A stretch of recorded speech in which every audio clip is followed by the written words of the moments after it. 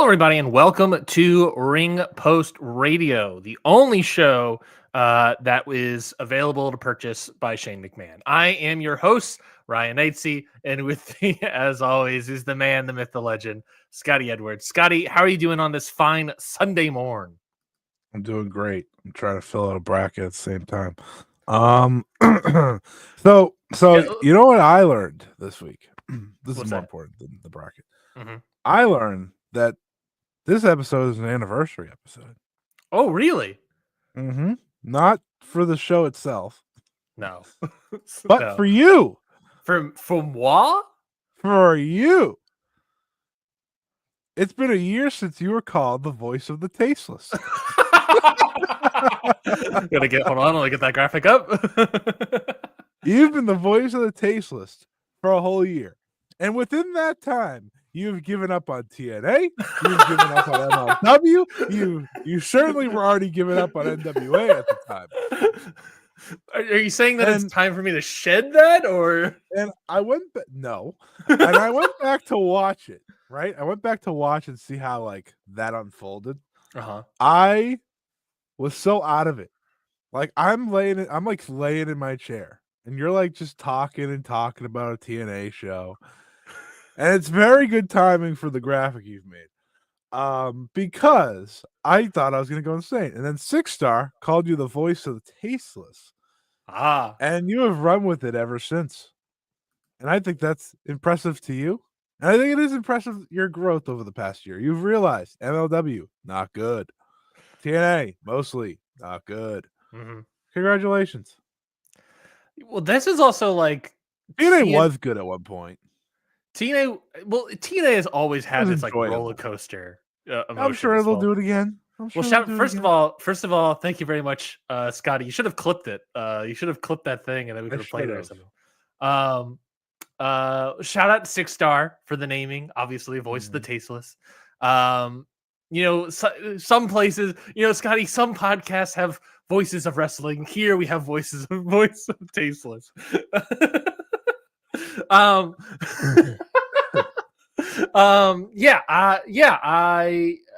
TNA has always been like a roller coaster of ups and downs. They now currently don't have any of their top 3 wrestlers. Yes, they lost them all. I think was Voice of the Tasteless this year ago. Was that that was before the not NWA. That was before the TNA and WWE true relationship. I think it was like Jordan Grace was in the Rumble and was like, okay, cool, interesting. Yeah. Maybe there's something here. Maybe in people flirting. I think at this point in time, it was people flirting with the idea of like they have a relationship. All these people, Braun Breaker could show up in TNA, and it was like, no, that's not happening. They did get over Femi. Finally, a year later. And then MLW at that point in time, I think was still fairly good, if not about to get really good. And then obviously they brought in Eric Bischoff and it's just gone to shit. Voice of the tasteless for a year. I mean, that's just the ethos I think of this show is just, sometimes you got to get quality, sometimes you got to get taste, sometimes you got to get the lack of both. And a big part of my weird fight that I have on the show in terms of wrestling viewing is that sometimes you need the reminder of what is bad. That's true. That is something you live by. And for that reason, I welcome everybody to Ring Post Radio. We got a big time show for you today. We're going to talk about a good amount of stuff, good amount of preview stuff. Next week, we'll have a massive show for sure because the New Japan Cup will be starting.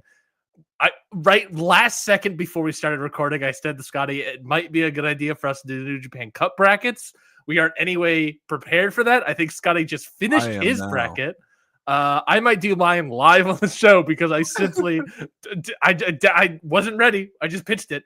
But that just might save us some time for next week. And that's how our show goes, baby. Just because we have a little bit of like preview stuff mainly, but not a lot fully to preview, I think. Of course, got Elimination Chamber, Fantastica Mania nights, semifinal and final nights. And apparently, I don't know if you saw this, Scotty, but they're live streaming the Wednesday Fantastica Mania. Yeah, they said they're not archiving it though. Correct. We'll talk about that in a moment. Oh, that's sick. Great. Why would you do that?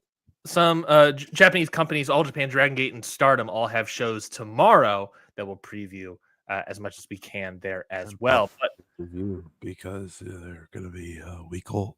Yeah, well, we might not review them, so maybe we shouldn't preview them. But we need stuff to talk about here. We need stuff to talk about here. I'm just here to be an honest guy to the people. Exactly right.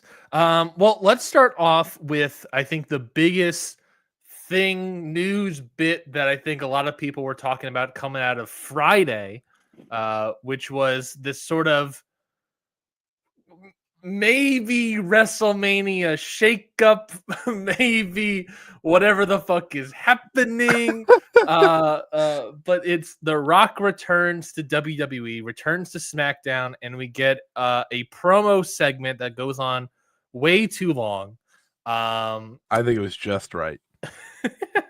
And was kind of like all over the place and not really good. In some ways, it's like, great. Man, this guy got second for what was it, best talker last year for the Observer Awards.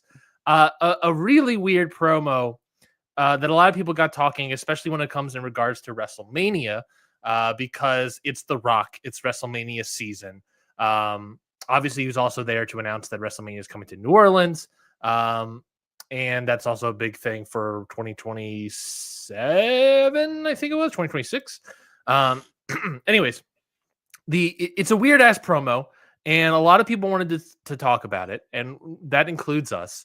Scotty, I don't really know how to even talk about what this promo was. Essentially, The Rock wants to have Cody Rhodes as his champion, and he doesn't want the championship. He wants his soul. But then in a post-match presser, he says he thinks these characters will never fight and shouldn't fight, and should just be like people that fight with words.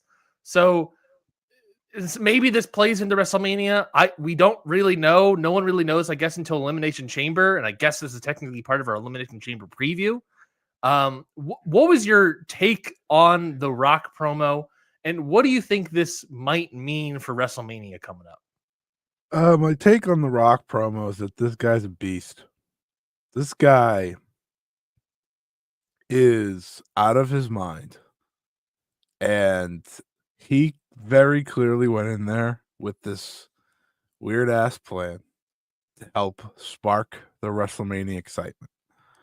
And he came out on the other side, leaving everyone confused. But for me, he left me just thinking, wow, I don't know a single thing he meant. I don't know a single word he was going for there. And yet I was more interested in that than anything in WWE outside of like John Cena in like months.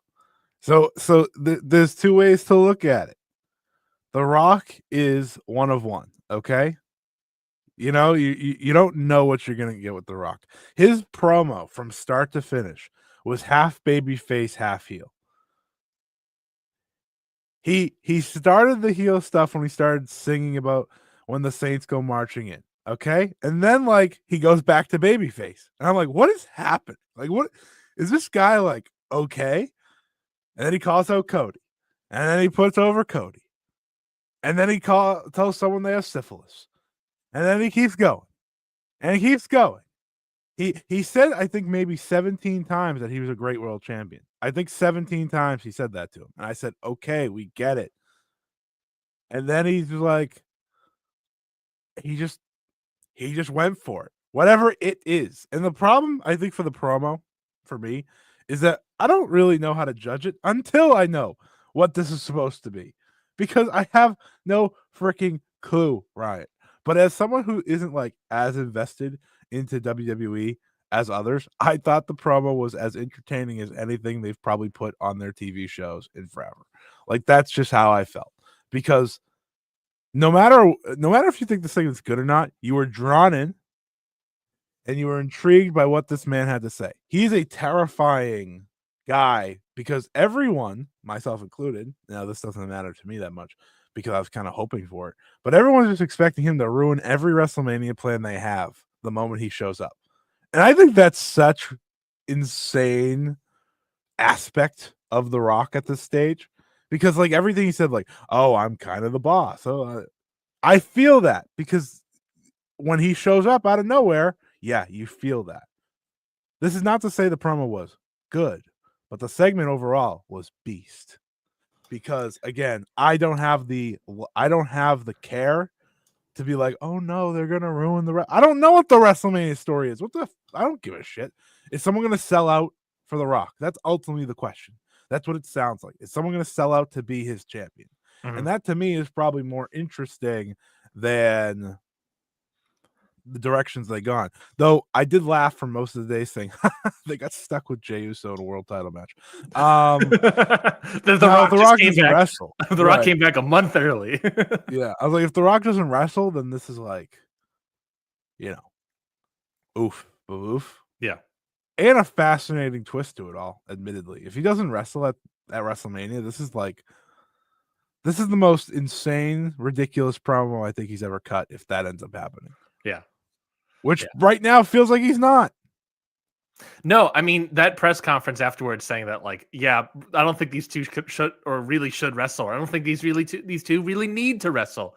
Was like, oh, is this just him as a manager moving forward? Is he just like The Rock as a manager? Obviously, like, there was immediate comparisons to like the Attitude Era corporate champion idea or the like Austin Vince stuff. And at the end of the day, like, Vince still wrestled. Like the Rock just being like, yeah, I don't think these need to wrestle. I don't know. Like, I think we might just be getting The Rock wrestling through someone, but then it's also like, who is that even going to be? Would that be Roman? Mm-hmm. Would that be Punk? It's just so much shit is up in the air that it's so confusing that a curveball has really just been thrown at WrestleMania at this point. And no one had, and it's too confusing. You know what it kind of feels like? You know how like for a long time people just assumed The Rock was behind the Solo Sikoa stuff? Yeah. It feels like this was the way of him being like, yeah, that's not going to happen. I am not being represented by that guy. And he was like, how do we pivot that more than how do we pivot WrestleMania as a whole? And I think that's very funny because I was thinking about that when he was talking about it. I was like, wasn't Solo and Cody were kind of lining up a match and then this happened. Yeah. So it's like, it really feels like a legitimate pivot of like The Rock watching Solo Sikoa and be like, nope, not happening. I want a different guy. But that being said, like, it makes you excited for Elimination Chamber because I don't care what you say about The Rock. I would have voted for him Best Talker last year, by the way, because I did think he had great promos.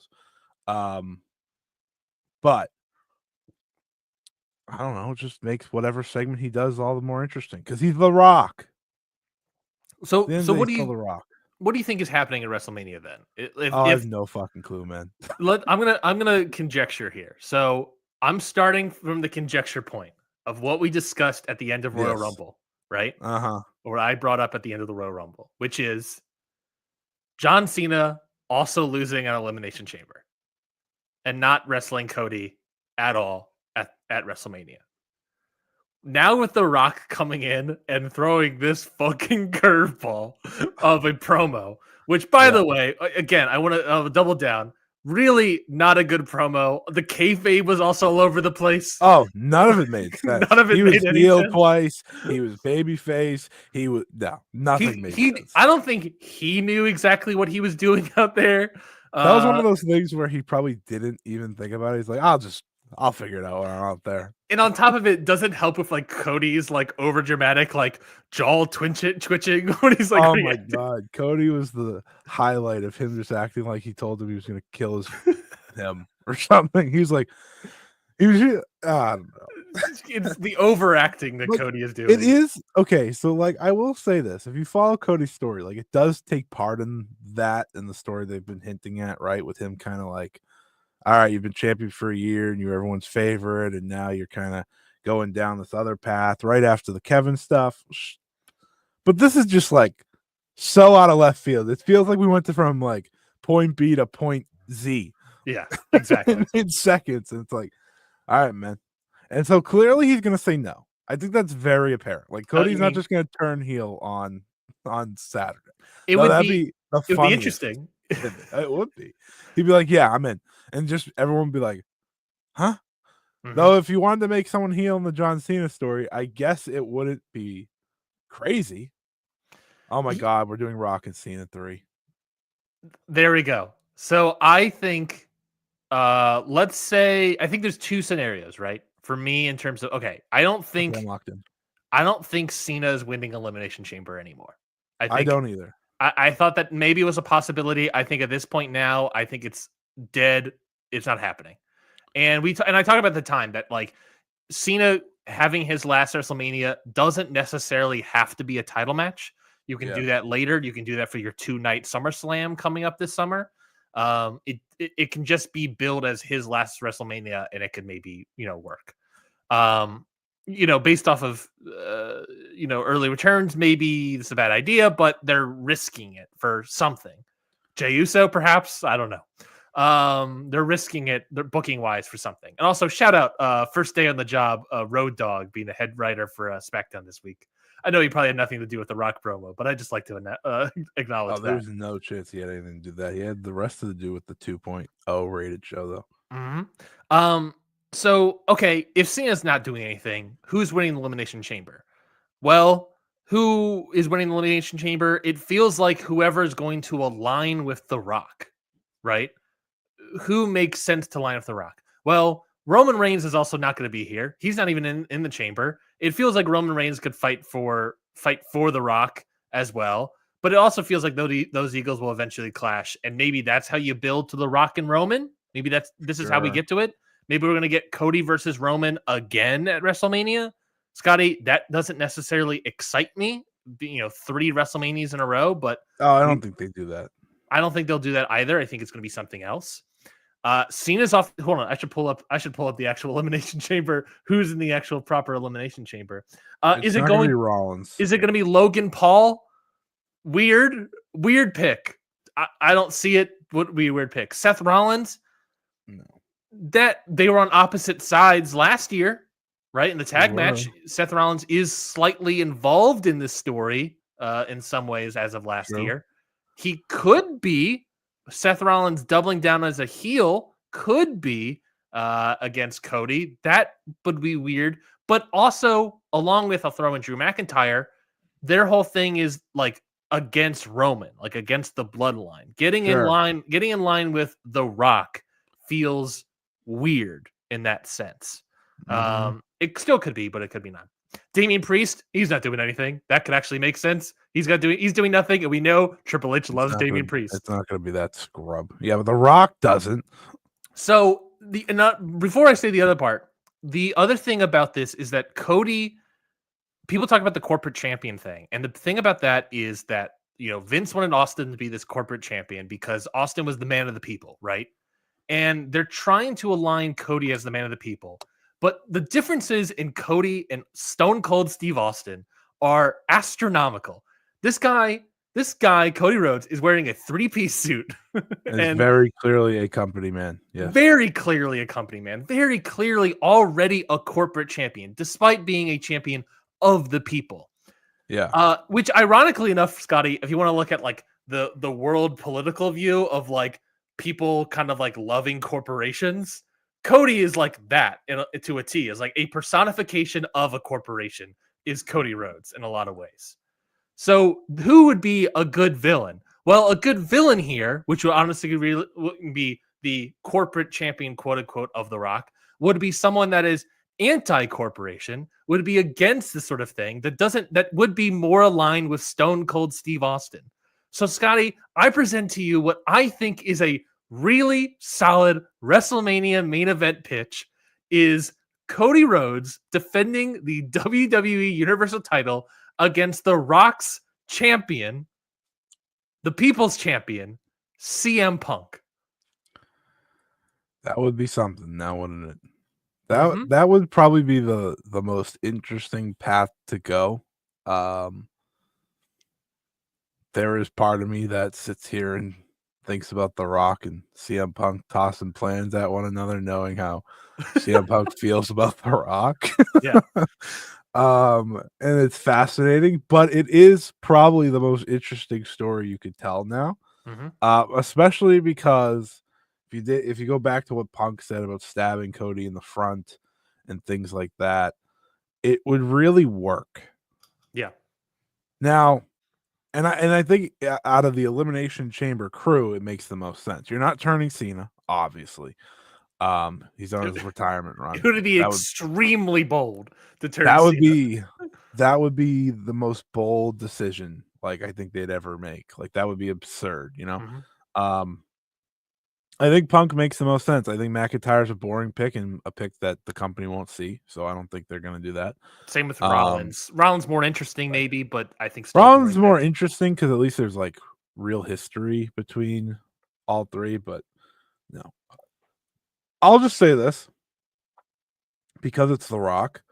Until I know what is happening on Saturday, I'm not ruling out The Rock. I refuse so fair. to rule out The Rock. Extremely fair. I don't know if anyone remembers last year, they made 2 main events out of 1 match on accident. They could just do that again. Mm-hmm. They could be like, hey, Cody, you're working both nights. And people could be like, well, they highly advertised that Jey Uso won the main event of WrestleMania, right? Oh, my God. We've been set. He won he's not happening.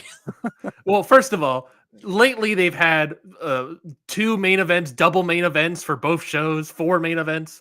It's just going to be wet. It's just going to be the semi-main. Charlotte Flair was main eventing WrestleMania too. Does that make everyone feel better?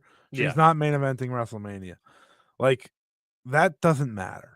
Especially if The Rock's involved. Especially if The Rock is involved. The only main event is the match that ends the night on both Saturday and Sunday. Sorry to everyone else. Jey Uso can open a show and start it off hot with a title win. Probably works. It's gonna be so funny when Jey Uso main event Jey Uso is not in the main event this year. And it's gonna be the correct thing though, because he shouldn't ever be in the main event because he's not that good. I think there is 2 situations on the table. I think there's a situation of 2 Cody matches, or The Rock's champion versus Cody. I think those are the 2 pivots right now, because otherwise you can't pivot away from the Elimination Chamber thing and make it make sense unless The Rock was like in it, which I'm going to tell you right now, he's not going to be, because he needs 9 weeks to get ready for a match, which he has just enough time right now. Mm-hmm. So yeah, but no matter how you feel about the promo itself, I do think the story is intriguing at the very least. And it's one of those, let's see it play out truthfully, because I don't know where it's going. If it ends up being CM Punk, it's actually probably the most interesting story they could possibly tell. I think it is CM Punk, he should win.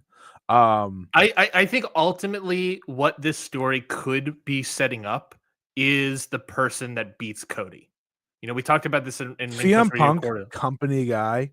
Well, I don't think he's company guy. I think he is the people's champion. But he's The Rock's guy. And that is, in the eye of The Rock, the company. Good point. Good point. And that, by default, is everything against CM Punk's entire MO, his entire career, which makes it, again, that much more interesting. I'm not going to sit here, though, and act like I know. Yeah. Because I don't. But I like the idea of you wanted a main event. Now, how does the Paul Heyman stuff come into this at the end of that? Because that is a story as well. Remember, you owe me a favor, and clearly that was CM Punk losing and then getting a big match. Yeah. So I don't know. We'll I mean, my explanation there would be that, like, there is no guarantee that favor had to do with Roman, right? True. Obviously, it just needed to do with something. It had to do with something that involves Paul Heyman. Paul Heyman could work other strings and align The Rock and CM Punk here, and that I think will work out. The whole idea that everyone is working with is that Punk will do anything potentially for this main event. And between Cena and Punk and all these sort of guys, Punk is the guy that's probably most likely to turn. Aligning with The Rock is weird, but this idea of like aligning with the enemy to serve his own ego very much feels like CM Punk. So that all fit. It's stuff that fits logically. Based off the promo, there's a chance we might not get logic. There might be zero logic here. Yeah. Which is also part of the exciting part when it comes to the way, again, like, I never know what to expect with him. I never know what to expect with him. The moment he announced himself, everyone's like, oh my God, he threw the WrestleMania plans in the trash. He very well might have. Or as I'm sort of pitching, this might have always been the plan. I'm sort of pitching this idea of like Cena was never going to win. I don't think so. I don't think this was always the plan. The Rock being announced the day before to just appear on the show. Mm-hmm. This is very Rock decided he wanted to do something to me. Which is but that's also like, why would you not have the Rock part of the entire WrestleMania presentation if he was going to be involved? This is all fair. I'm saying like this is the Rock. In terms of the kayfabe, it also works for the Rock to pop up out of nowhere. It does. Yeah. So like it makes it look fine. Mm-hmm. I just think like there's no way it was like the plan. Yeah. From the start. Maybe it became the plan in the past couple weeks. Fair. But I definitely think there was not a plan originally. Like for us, him getting announced the day of might have more to do with the New Orleans thing. Mm-hmm. Than anything else. And he just wanted to put this plan into process that they decided on, say, at the Rumble or something. Yeah. So like that could be with the Cena thing as well. But overall, I'll give them this. They have made it exciting all of a sudden. Everyone was saying, oh, this WrestleMania build-up's not exciting, blah, blah, blah. I'm like, okay, well, hold on. All you have is 2 matches, and one's Charlotte and one's Jey Uso. Like, what did you expect from that? Yeah. But instantly, he shows up, cuts the most mind-numbingly confusing promo, and everyone's interested. Because he's The Rock. Interested is not really the word. It's almost like everyone is sort of like everyone's now on like bated breath. You know what I mean? It's like okay. I mean, I'm interested. Yeah, I'm more interested now. The door is. I'll say this: the door is more open. The door is certainly. I don't think it's wide open, but I think it's like, all right, I'll hear you out. I'll wait a week and hear you out. That's more of what it's like. Sure. Because it's not like a full interesting sort of thing. I think people are still very much confused. I mean, it depends who you ask. Like, if we're going like off of WWE fans, they're obviously very interested. Well, if we're going off AEW fans that watch from afar, they're not interested because this is how both sides work and always work. Sure. But I am beyond sick of playing the game of like, oh, why aren't these fans into WrestleMania? It's like because they don't like WWE. Mm-hmm.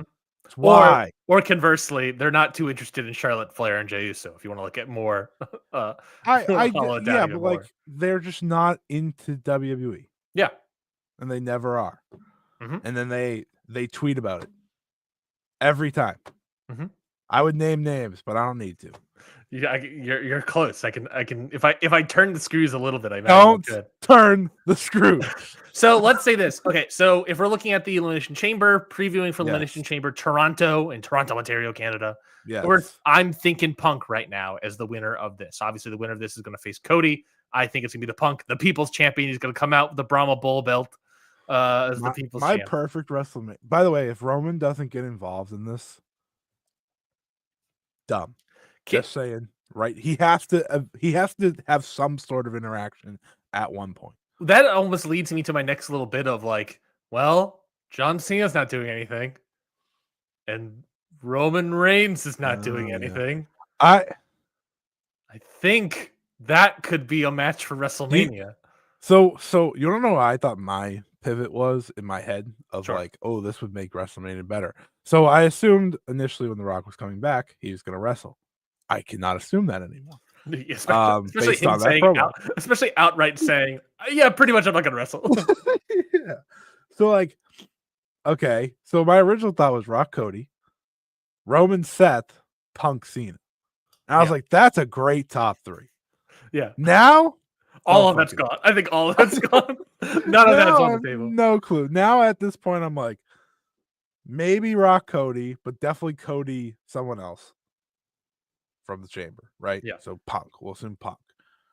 Roman Seth still, I'm thinking, because that's the story they've told, and I don't think they're going to scramble all of Roman's plans. Sure. Because at the end of the day, besides The Rock, who has the most power, Roman Reigns. He probably doesn't want to just face Seth, but I digress. Some things have to happen if Punk's going to go here. Mm-hmm. So then that point brings us to Cena. It's going to be Cena and Logan Paul if that happens. I was gonna say Cena then would probably be facing one of these other people. I'll throw in Rollins, but McIntyre, Priest, Logan Paul. I don't think anyone makes any lick of sense in terms of this match from their point of view. Cena's just imagine, Scotty, Cena's last WrestleMania opponent being disgusting. Logan Paul. It's disgusting, but to be fair, if you look at like his last 5 WrestleMania matches, it's one of the better ones. That might be fair. It's really bad. His WrestleMania track record since getting fake engaged to Nikki Bella. Oof. Well, real engaged, technically. Yeah, but we know they were probably engaged before that. You want to hear John Cena's last 5 WrestleMania matches? Sure. Austin Theory versus John Cena. Curtain jerker, if I recall. Yep, which was a terrible match, by the way. The Fiend versus John Cena in a Firefly Funhouse match. A infamously controversial match. Quote unquote match. I think a 2-minute and 45-second match with The Undertaker. Oh yeah, that was the one where he wanted The Undertaker and he had a seat seat in the crowd and everything all show. That was a fun little bit that Cena was all doing, but that was wholly on Cena. Point.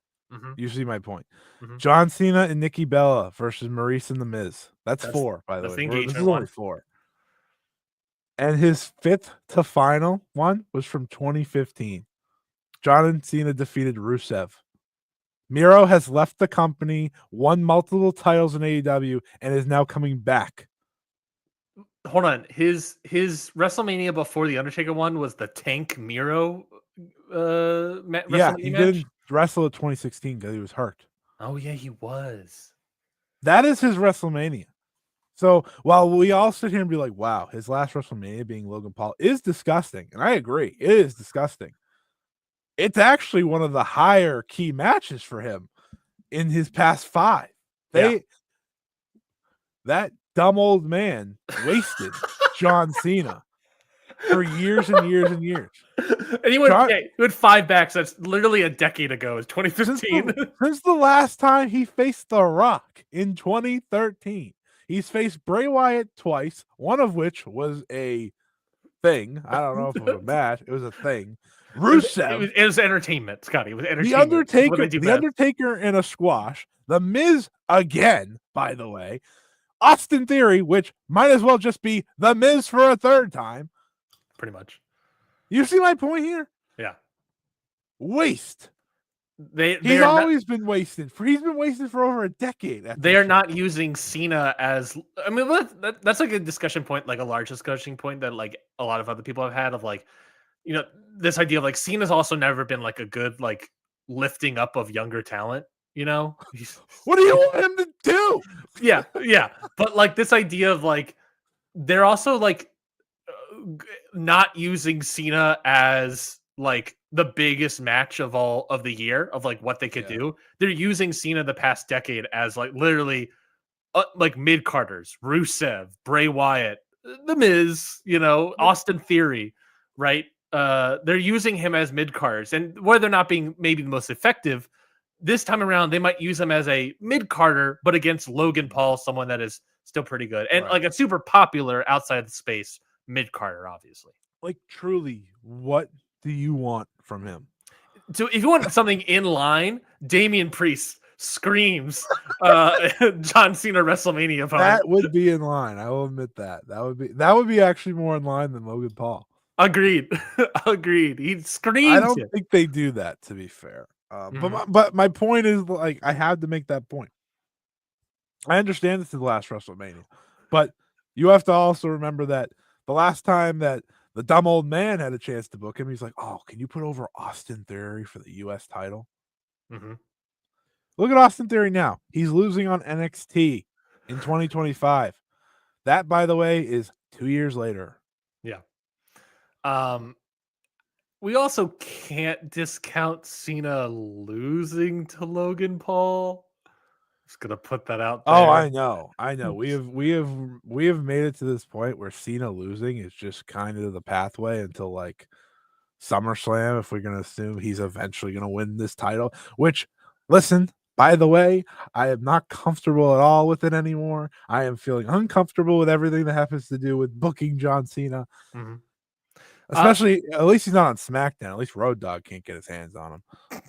What was it? I didn't tell you this, but when I went to Dynamite in Atlanta a couple weeks ago, always making it about AEW.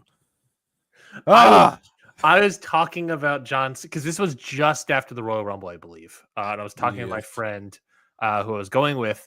We were talking about where this is going with John Cena. Did you just start eating? Yeah, of course. Ever the crowd started yeeting. Obviously, got a yeet on. A bunch of yeet offs. Someone behind me mentioned he's like, you guys talking about John Cena? And we said, yep. And he said, I think what might happen is no. Yeah, fuck no. He said that like I think John Cena could potentially win the Money in the Bank briefcase. And I said, I don't necessarily know if John Cena would be in the ladder match for the Money in the Bank ladder match, but that does work. That would 100% work with John Cena's character currently. So totally a possibility. The eye roll wasn't for the idea of him winning it. It was the idea of him being in a ladder match. Yes. Yeah.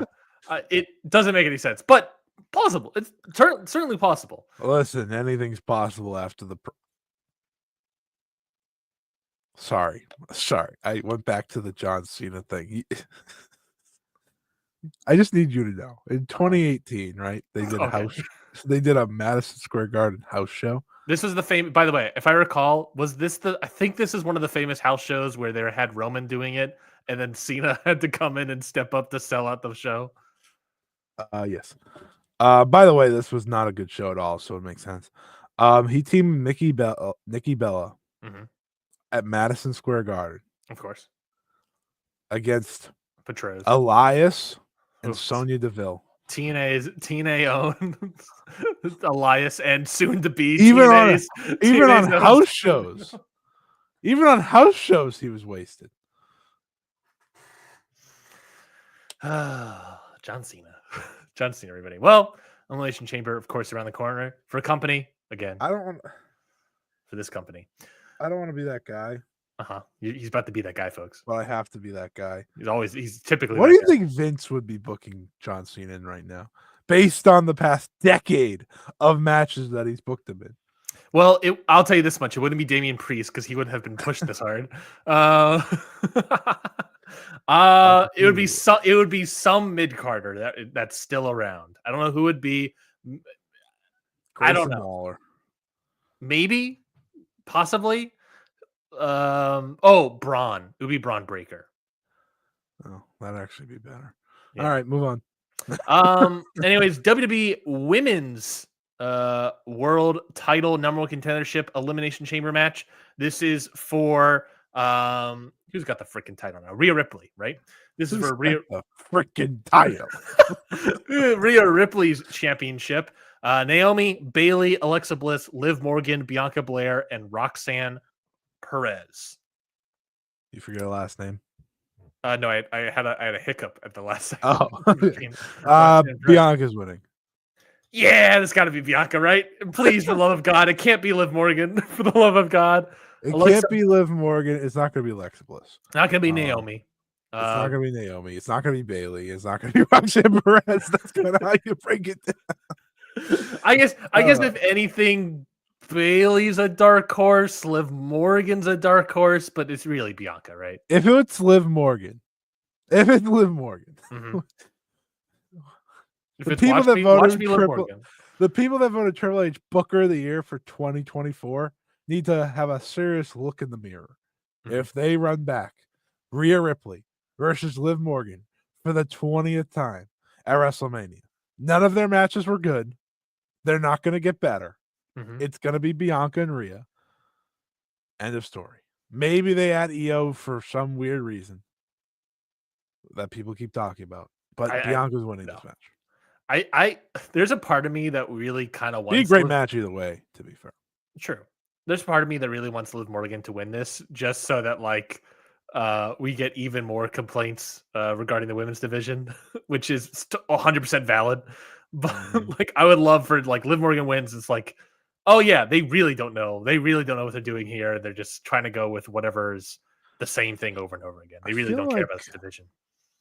This Elimination Chamber is missing something. Yeah, because the women's division's missing something, Scotty. I would argue. Yeah, but they have talent. I always think the women's division has talent. Like Roxanne finally making it up is a good thing. Yeah, but like at this point in the WWE world and really every wrestling company, like everyone has talent at this point. You know what I mean? Yeah, what are they missing then, Ryan? Someone to care about their division. Yeah, but that's not. But I'm talking about the match. A star. I'll argue this as well. A star. Bianca Belair's right there. Yes, but ever since Triple H got involved, suddenly her star has diminished. I don't know what it is specifically about her, Scotty, but something about her star has diminished in Triple H's eyes. There's a simple answer. She's been in tag teams. That is the star that is missing. Which, by the way, speaking of that, Bianca Belair wins this. The Jade Cargill thing is fully off, is it? Is Jade Cargill are we fully off that train? It just isn't for WrestleMania. Mm-hmm. Which is fine because it shouldn't be. It definitely should not be. That's a backlash. That's a backlash card if I've ever seen one. If anything, it's gonna be Jade coming out and ruining the match or something. As someone who watches a decent amount of WWE at this stage, I think the biggest women's stars presentation wise are probably in NXT, not named Rhea Ripley. Yeah, I agree. Julia and Vaquer get way more star presentation and star presence there, and I think Vaquer more so than even Julia. I mean, Jordan Grace on her 2 weeks has got a pretty good, but she just showed up. Whatever. Yeah, Bianca's winning. Let's hope so. She should win. Anyone else winning is not the choice. Special tag team match here. Candice LeRae and Nia Jax teaming up to face Tiffany Stratton and Trish Stratus. It's a simple, harmless tag. I have no problem with it. And of course, in Toronto, in Canada. Yep. This should be leading to Tiffany versus Trish, though, not fucking Charlotte Flair. Yeah. You know what this is going to lead to, Scotty? If this is going to lead anywhere to WrestleMania? Charlotte and Trish. Again. No, I was going to say Trish and Nia at WrestleMania. Yeah, that's crazy. You're probably right, though. I don't know if we're getting anything out. Obviously, this is Trish in Toronto, Ontario, so that is a big part of it. But if we go to WrestleMania, it's that. I mean, Tiff is obviously Charlotte bound, so if Trish Stratus is going to do anything, it's got to be that. But I mean, yeah, Tiff and Trish are going to win here. That's very obvious. Nothing more. It's a good rub for Tiffany. Agreed. Tiffany's a star that's going to get ran over by Charlotte, but I digress. Is she above the NXT people or below the NXT people? I have her above. People love her. Mm-hmm. She gets good reactions. So we'll how find do you ruin out. That? Charlotte Flair. We'll find out how big of a star she is. That's the problem for me with the women's division. Charlotte Flair, always the problem. It is also, I mean, to be fair, I think this women's division issue has sort of been a thing for a while, but it is fascinating to me that nothing's being said brought up when she's around. Yeah, nothing's really said in the public media space until Charlotte comes back. Until she wins the Royal Rumble. Yeah. Just, interesting. Just going to point that out there. It is interesting. You make a great point, Ryan. Oh, interesting. Who's to say? Can't be related. Surely we're not going to blame Charlotte Flair for the booking of the women's division. Maybe it's Road Dogg. Anyways, let's move on. We could blame Triple H. We should just blame multiple people, I think. Anyways, unsanctioned match. Kevin Owens versus Sami Zayn in Toronto, Ontario, Canada. I'm not like super jazzed for this match for whatever reason. I was like super into the Cody Kevin Owens one, and I think since that one, this match is a little bit lessened for some reason. Yet my brain, emotionally, I'm not all the way there, Scotty, but my brain is also like, this match is gonna fucking rule. It's gonna be at least a great match, 4-star great match. Sami Zayn and Kevin Owens are obviously great. I think this is the first singles match they've had in years. They've held it off for a long time. In Canada, no less. I'm gonna see if I can look up where the last singles match between them was. But in Canada, no less, in an unsanctioned match. Obviously, these guys are older, but they still trust each other. So you have to imagine there's going to be chaos and destruction. Stories were good. Yeah, I'm into. Kevin went to his house. Yeah, I am. My brain is into this. Emotionally, I'm not all the way there. It feels quick. It feels, yes, exactly. It feels quick. And that's, I think, why I'm not emotionally all the way there. But how do you feel about this unsanctioned match in Canada? I mean, I like Sammy. I like Kevin. So I'm into it. Elimination Chamber is usually about the 2 chamber matches. So the fact that we have this added on is nice. It's exciting. I think part of me is like, oh, it's good it's on this because he'll get time. At the same time, I would have liked it to be on WrestleMania. So I'm like, I'm 50-50 on that. Because I think the clear direction they want to go is Randy and Kevin. Just because that's been the story of how he's turned heel and everything. And I'm sure Randy Orton's not missing more time. Randy Orton's just vacationing at this stage, which is good, good for him. Mm-hmm. He's older and obviously had the back stuff. So like that's why I'm guessing we're doing this. It's just, I don't know, it feels a little rushed for what you'd want from these two, but the match itself should be great. So that I'm looking forward to it. It's kind of the way these shows go. I've said it throughout this show. Like sometimes I just don't care like enough about WWE, like harp on certain things. Sure. That's why, like, if I'm here and I'm harping on a certain other company, it's because I care more. Yeah. I don't like if they rushed a feud like this between I don't know who's long-time feuding. If they say they put, I guess they did do that with Hangman and Swerve. I don't know. I don't know. Never mind. I was gonna make a point, and I was like, they did kind of just make that in 2 weeks, but they told that story, so like that's not it. But I don't know. I don't know what AEW's version of this would be, so I can't even put it together in my head. Like who's been feuding over the past 5 years of AEW? Right. And they just threw it together. That's not recent. Yeah, I don't know. Yeah, see, there isn't really one. I was gonna say like, oh, if they did this, I'd probably be a little bit more bothered, but that's because I care more. It is interesting though that like we talk about like the long-term storytelling of AEW, and it's like I can't really think of. Okay, what if they just like threw Kenny and Hangman on a show? Yeah. That's the closest one I got. I guess you could also do Mox and Jericho. People got very upset about that tag match a couple weeks ago, or like a month or so. I would get really upset about that match too. But that's for different reasons. I don't want to see it. You know what I mean? Like that. Yeah. Something too. I was trying to think of something I want to see. To be fair, not. That's also true. That's also true. The Bucks and FTR. The Bucks and Private Party. That kind of works. They kind of do that every once in a while, right? They just go back to it. That's the tag belts, to be fair, before we hurt people. So this is supposedly going to be their 80th, as far as I can tell, 80th singles match between Kevin Owens and Sami Zayn. That's crazy to think about. Going all their first, as far as I can tell, November 15th, 2003.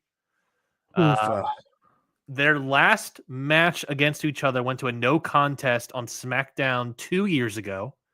Then they had a last man standing Money in the Bank qualifying match that went 23 minutes in 2021.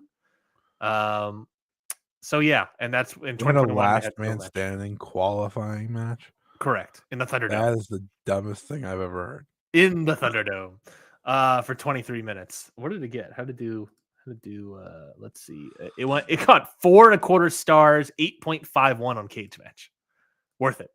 Seems out to be fair. Yeah, they had they had 4 singles matches in 2021, 1 in 2023, and here we are in 2025, about to have one in Toronto, Ontario, Canada. There needs to be blood, right? It feels like there needs to be blood, and he needs to win with the package pile driver. Mm-hmm. Especially Kevin Owens wins that way, especially if we are leading to the Randy Orton match at WrestleMania. Yeah, which by the way does not move me all that much, but whatever. Does that mean Sami's not doing anything at WrestleMania this year? Probably. Great. I don't know. What's there for him to do that's like that I need to complain about it? I don't. It was either this or nothing in my eyes. Well, I mean, look, I guess it's a good problem for WWE to have, right? Of too many. They have a lot of wrestlers, and they don't do that stars. many matches. You know. Yeah. Mm-hmm. And you don't want to. I don't want to do him like versus Braun Breaker again. I was gonna pitch that, but even then, the reason I didn't pitch it was like I don't know if necessarily think like it seems like they're doing AJ and Breaker, which is a good match for both of them, honestly. The two Noah guys, in a different world, maybe. Yeah, no, like that's the thing. Like I don't have them. Like I saw a lot of people. That's again. This is the WWE complaint of like the people that like WWE but aren't the WWE fans that just accept everything. That complaint is like, oh, Sami Zayn's not going to be on the card, and I just look at him like,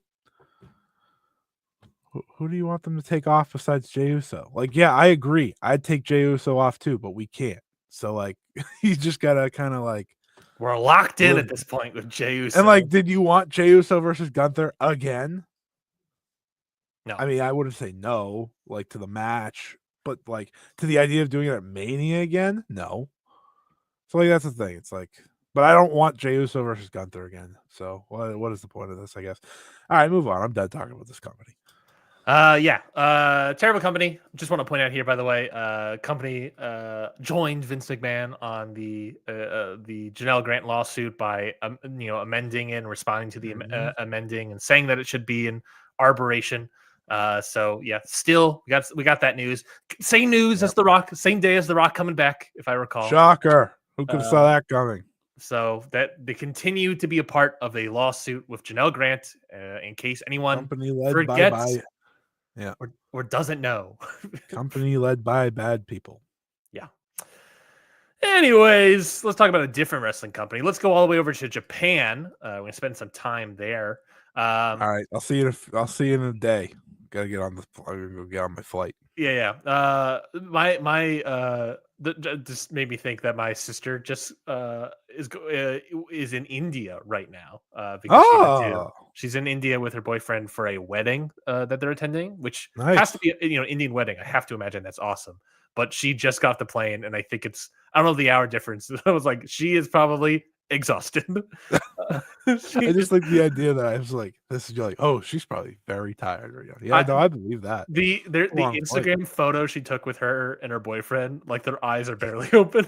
And granted, the picture is them looking basically at the sun to get that glow, but it was like, still, you look exhausted.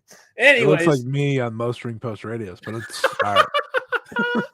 Let's talk about New Japan, or in a way, properly talk about CMLL, because of course, Fantastica Mania has been taking place in New Japan, or I guess in Japan.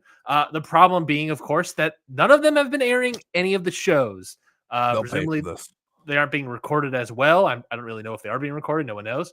But they haven't been airing any of the previous nights of Fantastica Mania, except we know that they are in fact airing the final two nights, taking place this Thursday, I believe, and Friday, February 27th and February 28th, both taking place in Korakuen Hall, I believe. Yes, Korakuen Hall, in fact, with Fantastica Mania. But today, they announced that New Japan announced that on Wednesday, this is from their, I guess, press release. On Wednesday, February 26th, we will be holding a test live broadcast. By the way, this is a Google Translate. Test live broadcast of CMLL Fantastica Mania 2025 from 6:30 p.m. Includes live commentary and commentary. Interesting. Again, Google Translate. In addition, the video may become distorted or end without notice. Thank you for your understanding. Please note that this will not be an archive of the tournament for those who missed it. So what this basically means is they're going to do a test stream of the New Japan World Fantastica Mania show on Wednesday, but they're not going to archive it. It's just going to air live with commentary that might get cut off during the show for whatever reason.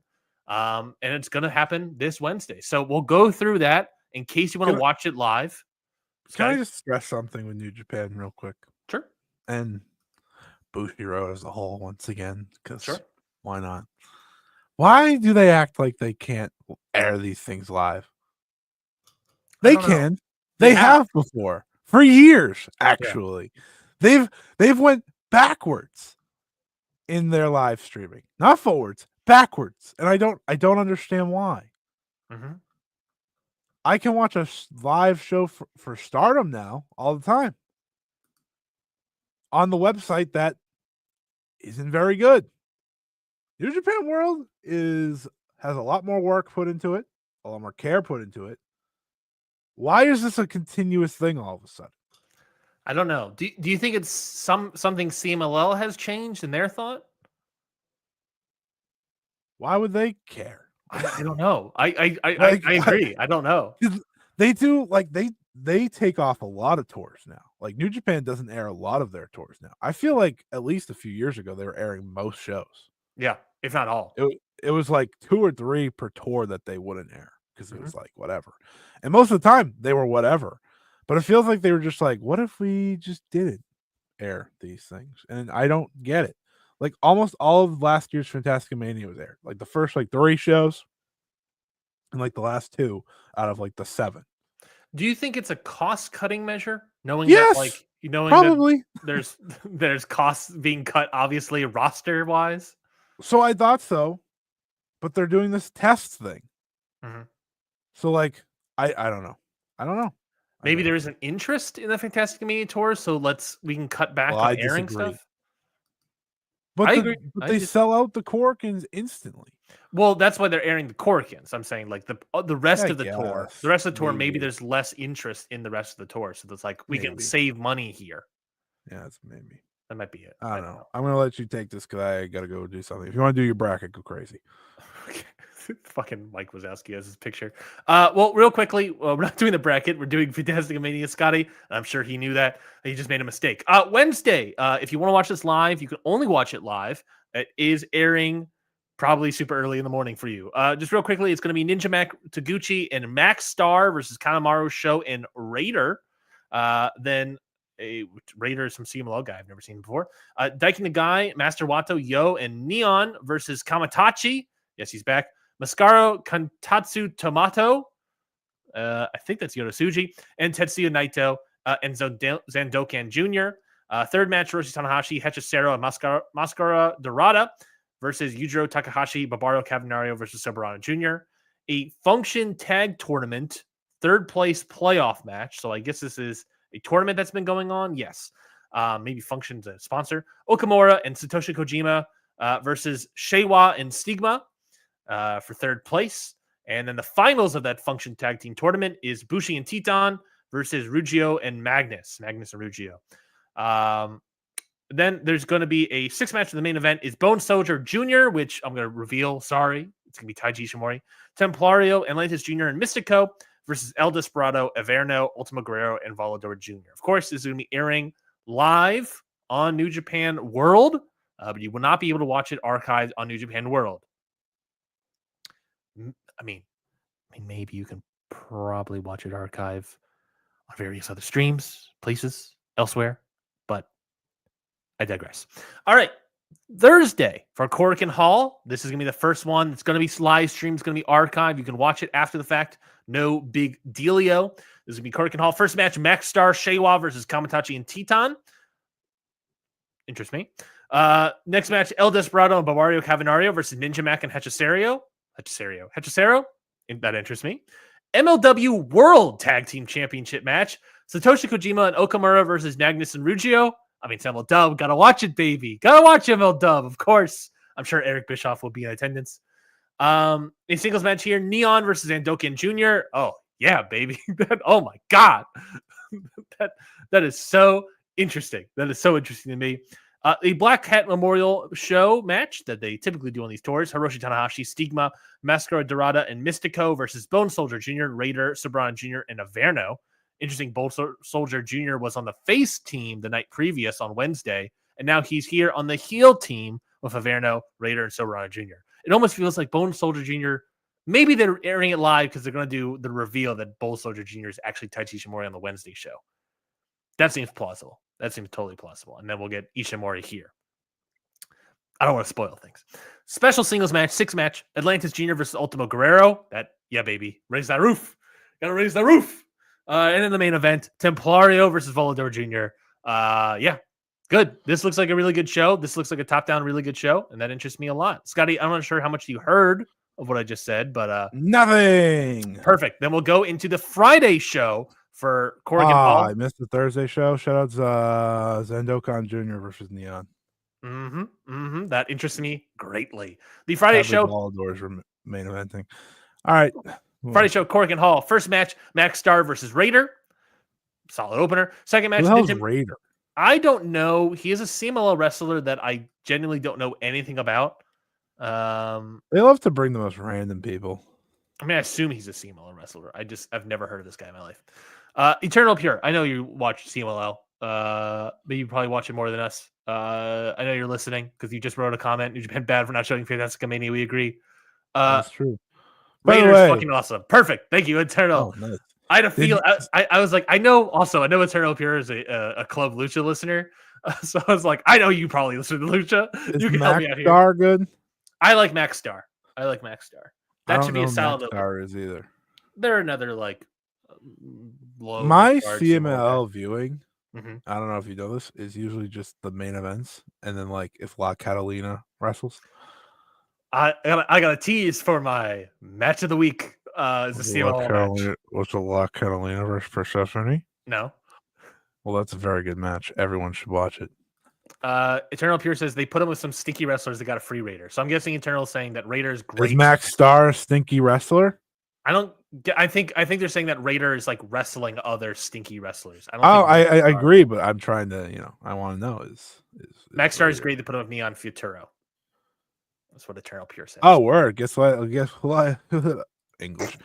Looks like I'm watching this show.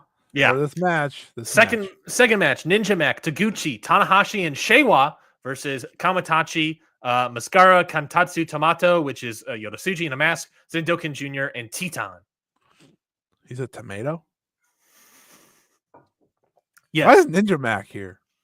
He's back. He's back in New Japan, baby. Get into it. Fun fact for you. Mm-hmm. There's only 2 wrestlers to have ever worked in Noah, New Japan, and Dragon Gate. Ninja Currently? Mac? No. Ever. Well, Ever. Foreigners. My apologies. Okay. Yeah. Foreigners. Ninja Mac and Hyan. That's true. One of those are more. Hyan worked Dragon Gate? She's working Dragon Gate WrestleMania. Okay. There we go. Yeah. That's a sneaky way to get in the back door there. Hey, listen, it counts. The fact that she has the other 2 is impressive, but have they? You announced that on your Hyan interview, correct? Yeah, damn right I did. Well, okay, she did. I didn't say anything. I was about to say, I was like, that's public knowledge, right? I don't think that's a match has been announced. It's a thing. I think it probably was announced before that too, but I don't know how much they've interacted on this tour, but I can tell you 100% Hiroshi Tanahashi probably loves Sheiwa.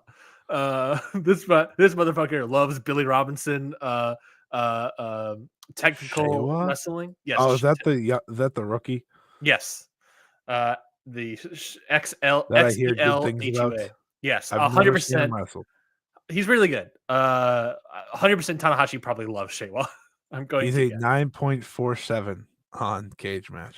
I think that's probably a little high, but he is really good. But he has great fans, and they all love him. Again, Bone Soldier Jr.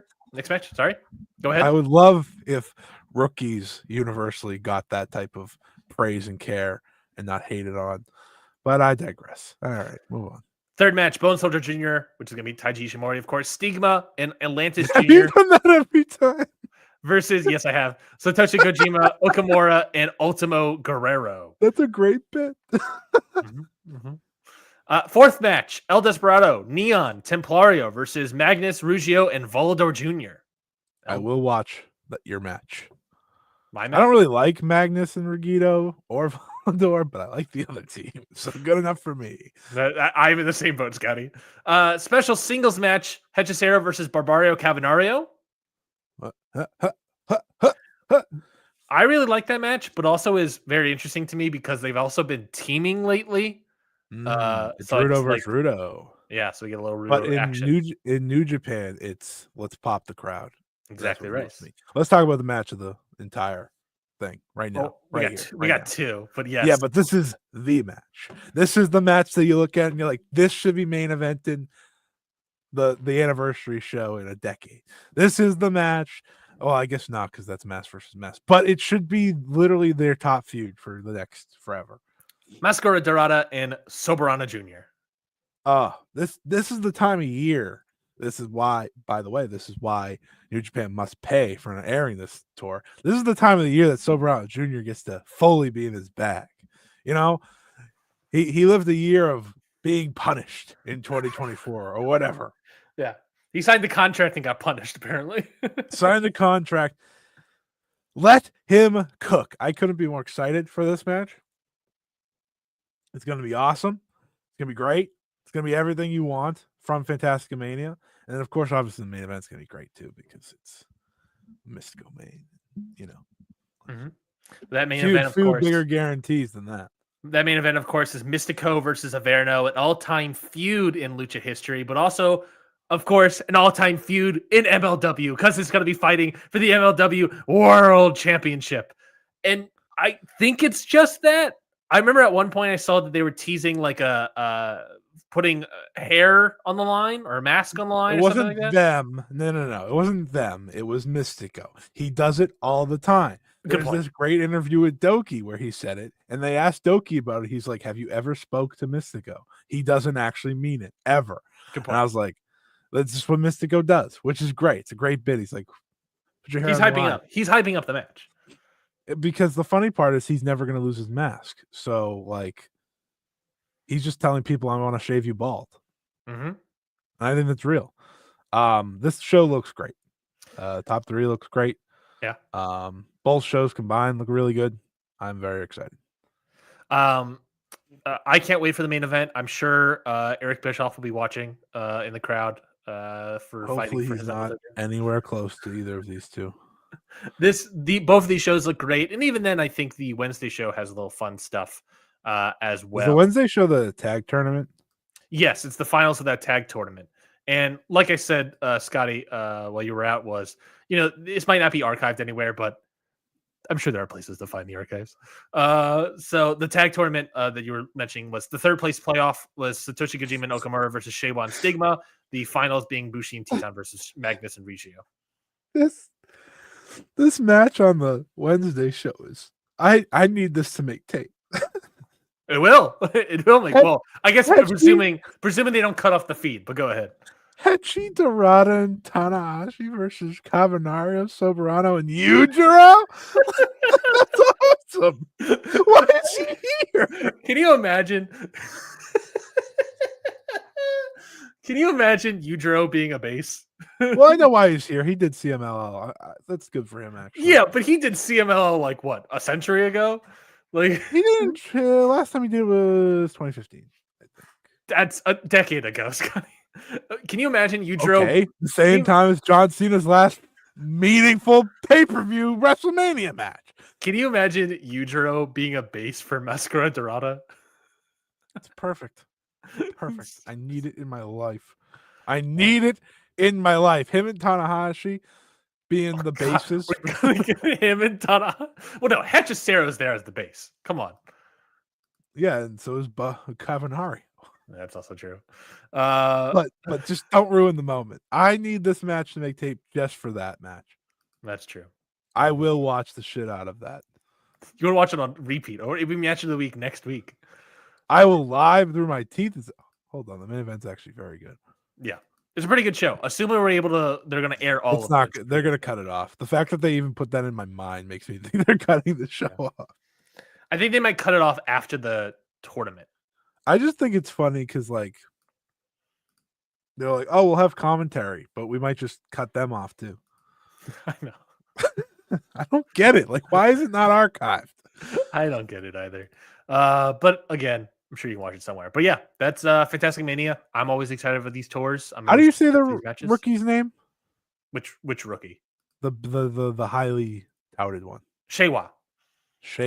Yeah, never was gonna say that. I was gonna call it like Zulia or something. So thank God you said it. Yeah, I mean, I still exposed myself. Yeah, he's Julia's brother. Zulia.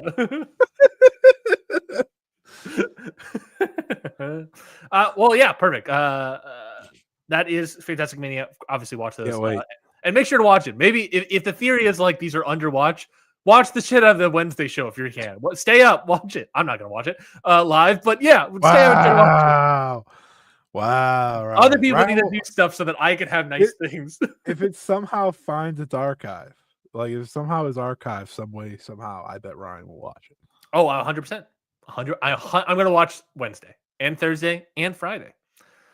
Luckily, this past week, Scotty, was me catching up on all the wrestling I need to watch before March turns around and I get annihilated by wrestling almost every single day.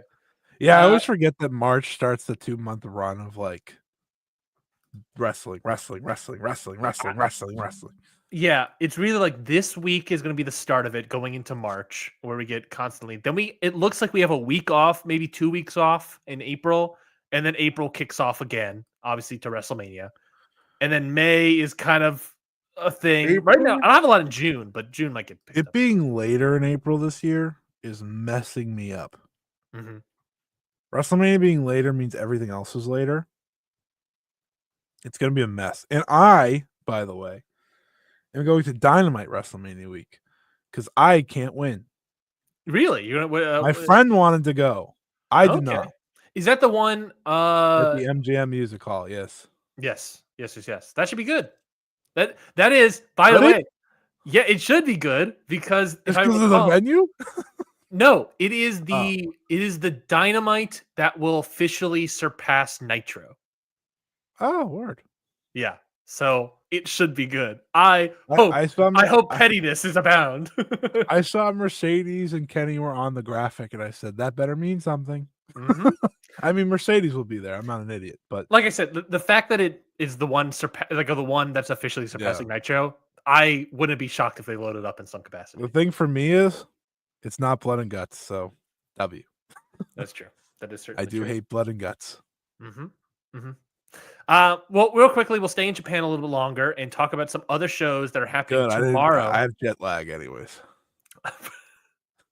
Happening tomorrow, Monday. We got you good. I don't necessarily know how much we'll be able to review of these shows next week, just because it's happening. These shows are happening tomorrow, and things are going to kick off. And tomorrow's show is going to be probably 3 hours, anyways. So we'll see how much we can actually review. Maybe we'll pick up some key matches. Maybe the match of the week. I would love for any of these matches to be matches of the week. But All Japan, first off, has a show on Monday in the Esforta Arena. I don't know what that is, but it's on Monday. The show is interesting. Real quickly, going down the card, Kenta Miyahara and Taishin Nagao versus Naruki Doi and Senior Saito. A 6-man tag team match: Ryuki Honda, Ren Ayabe, Seigo Tachibana versus Hokuto Omori, Kumarashi, and Jack Kennedy of the Hokuto Army, of course. The Gaora TV Championship, a match I'm not too jazzed about. Scotty, Yuko Miyamoto versus Kirisho Tokyo, Japan. Can't be excited about that. 8-man tag team match: Shitaro Shino, Musashi, Dan Tamura, and Ryo Inoue versus Hideki Suzuki, Hikaru Sato, Kengo Mishimo, and Seki Yoshioka. Then things kick off, and this is really the stuff that Scotty and I are interested in. Hey, speak for yourself. Well, pretty much. I know for a fact you and I are both. One match I'm absolutely locked into. I will agree to that. We are both locked into this. Yeah, we are both locked into these two into this next match, which is for the Asian Tag Team Championships. Rising Hayato and Yuma Anzai defending their titles for the third time against astronauts Fuminori Abe and Takuya Nomura. That is tasty. That is that makes me salivate at the idea of it. My mouth is watering. The idea of astronauts. Yuma Anzai and Fuminori Abe in the ring beating the shit out of each other. You want to hear my hot take for All Japan now, since I don't really like it that much? Sure. Yuma Anzai is the only interesting wrestler ever. Ever in the history of All Japan? No, but like consistently since like I started to go down, he's the only wrestler that's consistently ever doing something that I enjoy. I think that's fair. Kento does nothing. Yeah, Kento is really taking a back seat in the past year, which is sort of disappointing. He does have very disappointing. Not sort of, very. He had that is interesting. not tasty. Was it Champion Carnival final? I believe, right? I think. Of course he did. He had a great match with Yumanzai for the Triple Crown title. He still has great matches, great title matches, great tournament finals. But other than that, he really has not been doing anything. Almost like he's the best wrestler in the company. But I also think that's fair for you to say that because I think it's fair for me to assume that you're not a fan of the Saitos, really. Not as singles. I'm not big right. on their tag as much, but like I know they can have great matches there. Like I've enjoyed some of their tag matches. Their singles, like this main event of this show, I remember what it is now. My brain has clicked. I am not excited for this main event whatsoever. Well, let's get to it. The semi-main event, of course, is going to be Rei Saito versus Atsuki Aoyagi. Why are the brothers? Interests me more. Why are these brothers facing? Well, it's because in the main event is the Triple Crown Heavyweight title match. Yuma Aoyagi challenging Jun Saito for the Triple Crown title. Jun Saito's second defense. Yuma? What happened to him? He used to be so good. He's still here it is. He saw Jake Lee left and was like, who needs to be the boring main eventer? I got it. He's still pretty good. The problem is, I think, is that he's gotten more power in the company, which is fine. You know, this happens in Japan, especially. But he's also leaned into more comedy as well. And it's sort of an interesting direction to go into for All Japan. And I'm not totally jazzed. I miss Suwama. Yeah. Well, he'll be showing up, I think, in his monthly match, I think, at some point. I don't know. Not on this show, but I assume on another show. He just wrestled Takuya Nomura on Evo show, and I'm supposed to care about this. You know what's happening next month? What's that? Suwama and Shuji Ishikawa versus Astronauts. Well, yeah. I mean, Astronauts is really... They gave him the book, and he said, bet. Yeah. Yeah. That's my beast. That's my dog for real. Anyways, that's the All Japan show happening on a Monday. Scale of 1 to 10. How excited are you for that world title match? The world title match, 6, 7, maybe. Tag match? Oh, like a 9. So there's only 2 points that separate you between that and the title match? Oh, I said 3, 2, maybe. I don't know. Definitely 3. You said 6 or 7. I don't know. What do you say? I want you to put your entire chest into your answer next time. Okay, my apologies, sir. See, next time we come around, you can ask me numbers, and I'll put my entire chest in it. But nothing's more tasty than that tag match. So I already know what your answer is going to be. It's going to be like 1-0. I didn't mean for that. I just meant for something. Dragon Gate also has a show, Memorial Gate, happening on Monday as well in the Wakayama Prefectural Gym.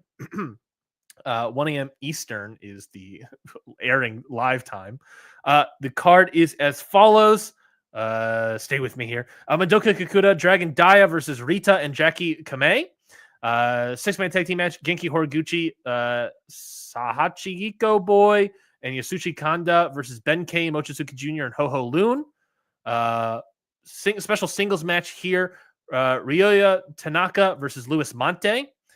4th match, the Rei Pahara's 8-man tag team match. Masaki Mochizuki, Akihiro Sahara, Ryu Fuda, Daiki Yanaguchi versus Shun Skywalker, Homare, Kota Minora, and Jason Lee. Tag team match, Yamato and Hyo versus KZ and UT in the 5th match. 6th match in the main event. Open the Triangle Championship match. BB Hulk, Susuma Yokosuka, and Kagetora versus Kai Ishin and Yoshiki Kato. Yeah, I mean, this doesn't really move me, this card, Scotty. This was like the next maybe big Dragon Gate card on our lineup of watching Dragon Gate in 2025. And this doesn't fully move me. This isn't a big card. I don't watch cards like this. I mean, I might watch that main event for the, but even then, I'm not too... I won't. I'm not even going to sit here and lie. And I like Dragon Gate more than you. I know. It's the thing of me trying to like get into and watch more Dragon Gate this year is what's propelling me to try to watch that main event. But you wouldn't watch an All Japan house show. That's essentially what this is. I wouldn't. I wouldn't watch a New Japan house show. I can't watch them. They don't air them anymore. I can't watch them even if I wanted to. Like for me, when it comes to like I don't watch Noah House shows. Mm-hmm. I don't watch Noah shows unless they're pay-per-view. So it's like I treat it the same. Unless they're a Corkin or it's a pay-per-view, I'm not gonna watch it. I watch too much other stuff. It just feels like a bigger card just because it's not like a night 1, night 2 tour thing. It's like a proper like Memorial Gate, Memorial Gate. This is like a proper title. You know what I mean? Yeah. But yeah, you did tell me before we started that Yamato has a title defense next week, though. Yeah, he's defending against KZ, which is moving to me as the first Dragon Gate match I ever watched, like in current day, was Shun Skywalker versus KZ, and I have not seen a match that has beaten it since, in my heart of hearts. Do you think he can do it with Yamato? Absolutely. Yeah. KZ that match. Skywalker also was a beast back then. Yamato versus KZ does move me. That does interest me. That's like the first match since like the Strong Machine J Yamato title match, where it's like, yeah, that moves me. Yeah, I pretty much watched Dragon Gate for Yamato and anything that follows. But the tag tournament's starting, so I might pick and choose there. It starts at Corkin, I think. So I'm starting to get the impression that like maybe your interest in Dragon Gate equals my interest in All Japan, and then it's like inverse. You know, probably. What I mean? I feel like that might be fair. I don't like the Saitos, and you do. Mm-hmm. Yeah. There's just more for All Japan for me to enjoy, and there's more for Dragon Gate for you to enjoy. Because I will, we talked about how like I talked about this on Slack with you, is that like, we were trying to watch Dragon Gate this year, and Dragon Gate so far has not been the most exciting thing for me to watch this year. If I were to cut it, I would cut it. But I'm watching it for the people. I'm watching it for us to discuss on the show. And I just is it me that's crazy, Scotty, or is it just that Dragon Gate is having a slow start?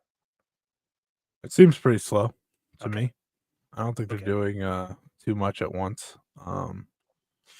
But at the same time, All Japan's hot, and I couldn't like it less. So that's fair. Well, Stardom also has a big time show. Maybe not necessarily a big time show, but a big show happening as well on Monday. Path of Thunder is the name of the show. Is a 9-match card here. Jesus it's mostly Christ. just a lot of tag matches. Mostly 4 top matches. This is what they do for their pay-per-views now. Anything out of the first 5 matches that I really need to stress out here? Mayu Iwatani in the opener versus, I'm going to guess, a new rookie or something? Yuri Hime? It's her hometown, so they gave her Mayu because Mayu doesn't do anything. How much longer is Mayu in this company? Can I just? It's March. So it's almost March. So soon. Is it March 1st or March 30th? Well, she's gonna drop this damn belt, so she's in this company until she's dropping that belt at least. When's the next like big show for Stardom? There's the Cinderella final, and then there's Queendom. And that's like. Well, I guess there's technically America too, but that's true. That's true. There's other stuff here. Anything interesting in the first 5 before I just talk about the final 4? Nope. All right, perfect. Moving on then to the final 4, which is Cosmic Angels, Tam Nakano, and Sayaka Kurara versus Saya Kamitani and Natsuki Tora. If the Cosmic Angels win, Kamitani must grant Nakano whatever she desires. I'm going to assume a title match. Yes. If Hate wins, Kurara must join Hate. It's custody of Sayaka Kurara match. Shout out to Dominic Mysterio. I was going to say they're going to fight for her soul. Good timing. Yeah. I don't know why. This is the one thing that is very interesting because I don't think they're doing Tam and Saya Kamitani on a non-Queendom show. So you, in my mind, have to now extend this 2 months, which is why I think Kurara losing and having to join the faction would be the way to do that. But I think that's the interest level of the match itself. Do they go that far? Do they not? I don't know. But I think that's definitely the intrigue here. Most of the intrigue in the final 3 matches in terms of just like title matches and all hometown matches and so on and so forth. But this is their main title feud. Yep.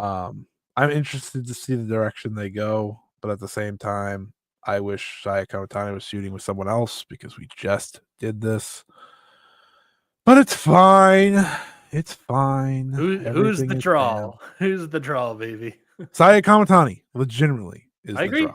Yeah, but obviously Tam Nakano. Yeah, I mean, I understand it for Queendom. They want 10,000. I don't think they're going to get 10,000. That would be doubling what they did last time at Yokohama Arena, and that's just way too much. But I trying to match that number is still a very good mindset, if not have their biggest number ever as a solo show. And Tam versus Saya. You know, Tam's always in the big show main event, dating back to Rossi booking it. So yeah, it just makes sense. It also makes sense, the fact that we're like 2 months away, basically at this point. Like, you gotta put some more into the story, the build here, so it makes sense for Harara to lose and join Hate. Future of Stardom title match: Hina challenging Miyu Amasaki for that title. Who do you think is going to win here, Scotty? Yeah, I wish Miyu Amasaki was keeping it because I think she's very good with the belt, but she only has a month left until her time expires, and it's Hina's hometown. I don't think they want Hina and Rina to lose in their hometown, so I think Hina gets the big title win and joins her sisters as Future of Stardom champions because they, of course, both held it for record length previously. I don't think Hina's going to have it for record length, but I think it'll be nice to get her the belt, hold it for a couple months here. You said Miyu Amasaki's time expires. I'm guessing her contract is no. Sorry. When it comes to the future belt, it's either you have to be under a certain age or age 3 limit. years of experience, and her 3 years of experience expires literally in March. So it was either that or the contract thing because I know it. Yeah, to be fair, poor timing, admittedly, with March. I guess technically, maybe. I mean, she could. Like, I'm not saying she couldn't. I don't think she is. But I mean, yeah. I mean, she's got 2 belts, so and a 5-star match. So that's what Miyu Amasaki brings to the table. You don't want to lose that. Goddesses of Stardom title match here: Hanan and Saida defending the titles against Suzu Suzuki and Mei Sarah. Yeah, it'll be a problem if the Wing Gory already lose their belts. I don't think they are. I think this will be a great match, the match of the night. I'm very much looking forward to it. Both teams are great. And yeah, it should be a great tag match. I don't have any. These are one of these matches where it's like, yeah, it could be one of the best. It'll probably be. It has the potential to be one of the best tag matches of the year. I don't know how far they'll go because they're in the semi. Sometimes when you put them in the main, they get a little more time, but should be great no matter what. And Saeed is back, so all's good. Well, perfect. And then the main event of here, of course, is going to be the Wonder of Stardom title. Starlight Kid defending against Rina. Yep, we're taking the big chance with Rina, putting her in the big Wonder of Stardom title match. She's the first defense for Starlight Kid. I'm very excited about it. Rina's only made stride after stride after stride over the past year. When the new regime came into power, Rina was one of the main people they got behind in full force. She pretty much carried the New Blood show for the last year as the Future and New Blood champs when she dropped both of those. This seemed to be the direction. They did ruin my idea that maybe she'd win Cinderella and get the big title match, which is fine. Yeah. Hometown big main event, still pretty freaking big, so good for her. Show sold out, so it's very exciting. I don't know. This isn't like a big arena, but they had to add seats. I know that. But I'm excited. I'm really excited. Starlight Kid's back at top form. And it'll be interesting to see what level this match can get to and how far Rina, can go. I think she can at least come close to matching Hanan's first Wonder of Stardom title match. And as I like to say when I get to talk about the 18-year-old challenging for the Wonder of Stardom title, Azumi still has not challenged for the Wonder or World of Stardom titles. Thank you. I just like to toss that in there because it's absurd to me that in her decade-long career now, or sorry, it might be 11 now, she still hasn't challenged for either belt, but these others have, which, I don't know. I know she's challenged the IWGP, I get that, but like these are the top 2 belts in Stardom, and they've been the top 2 belts in Stardom since she debuted, so you'd think they'd mean something to her, but it's funny. And of course, I like to point out that Bone Soldier Jr. is Taiji Ishimori. Just a nice little bit there to close out for me. Scotty, we have 30 minutes left in the show. I think we are. No. I think we are officially going to talk about New Japan Cup. I think that Ryan would never let the show end early. Correct. I tried to get out of here, guys. You're locked in. I tried to save you. As I joked with friends earlier this week, anything after 2 hours on Ring Post Radio is danger zone, and Ryan doesn't like unless we get to that part of the show. Correct. Anything post 2 hours is like mind-numbing type stuff, which I recommend everyone listen to. You that's the only place you'll get me and Ryan losing our minds in complete fashion. Correct. Let's do the New Japan Cup. So this will be our New Japan Cup preview. Take off a little bit of the plate next week for us. So instead of having that 3-hour crisis of faith that we will have next week, we'll have 2 hours and 45 minutes of crisis of New Japan. So I guess maybe a way to do this. You put a bracket together. I have not. I guess we'll we'll go through it as I put my bracket together. Maybe that makes sense. Sure. All right. Well, then let's. Though I do have the graphic ready. Well, I'll show it at the end. I'll show my graphic at the end. Yeah, we'll do that at the end. Let's pull up here. I have to show my graphic, otherwise I'll go insane. All right. So this is the graphic. This is the current. I get a little icon thing.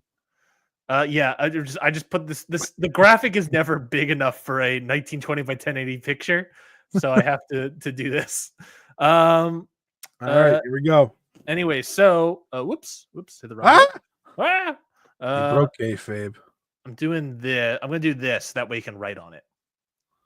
Somehow. How do I write it? Draw. There we go. AEW Women's Division Perceptions. What? That's the name of the file, apparently. Yeah. All right, we'll do this. We'll do that, and then I can go like this, and that's a little bit of this. And this is where it's at. What's up? All right. So we have on the left side Yoda and Evil taking on each other. The winner of that is going to face David Finlay. We also have Yuya Uemura and Sonata. The winner of that facing Yoshihashi.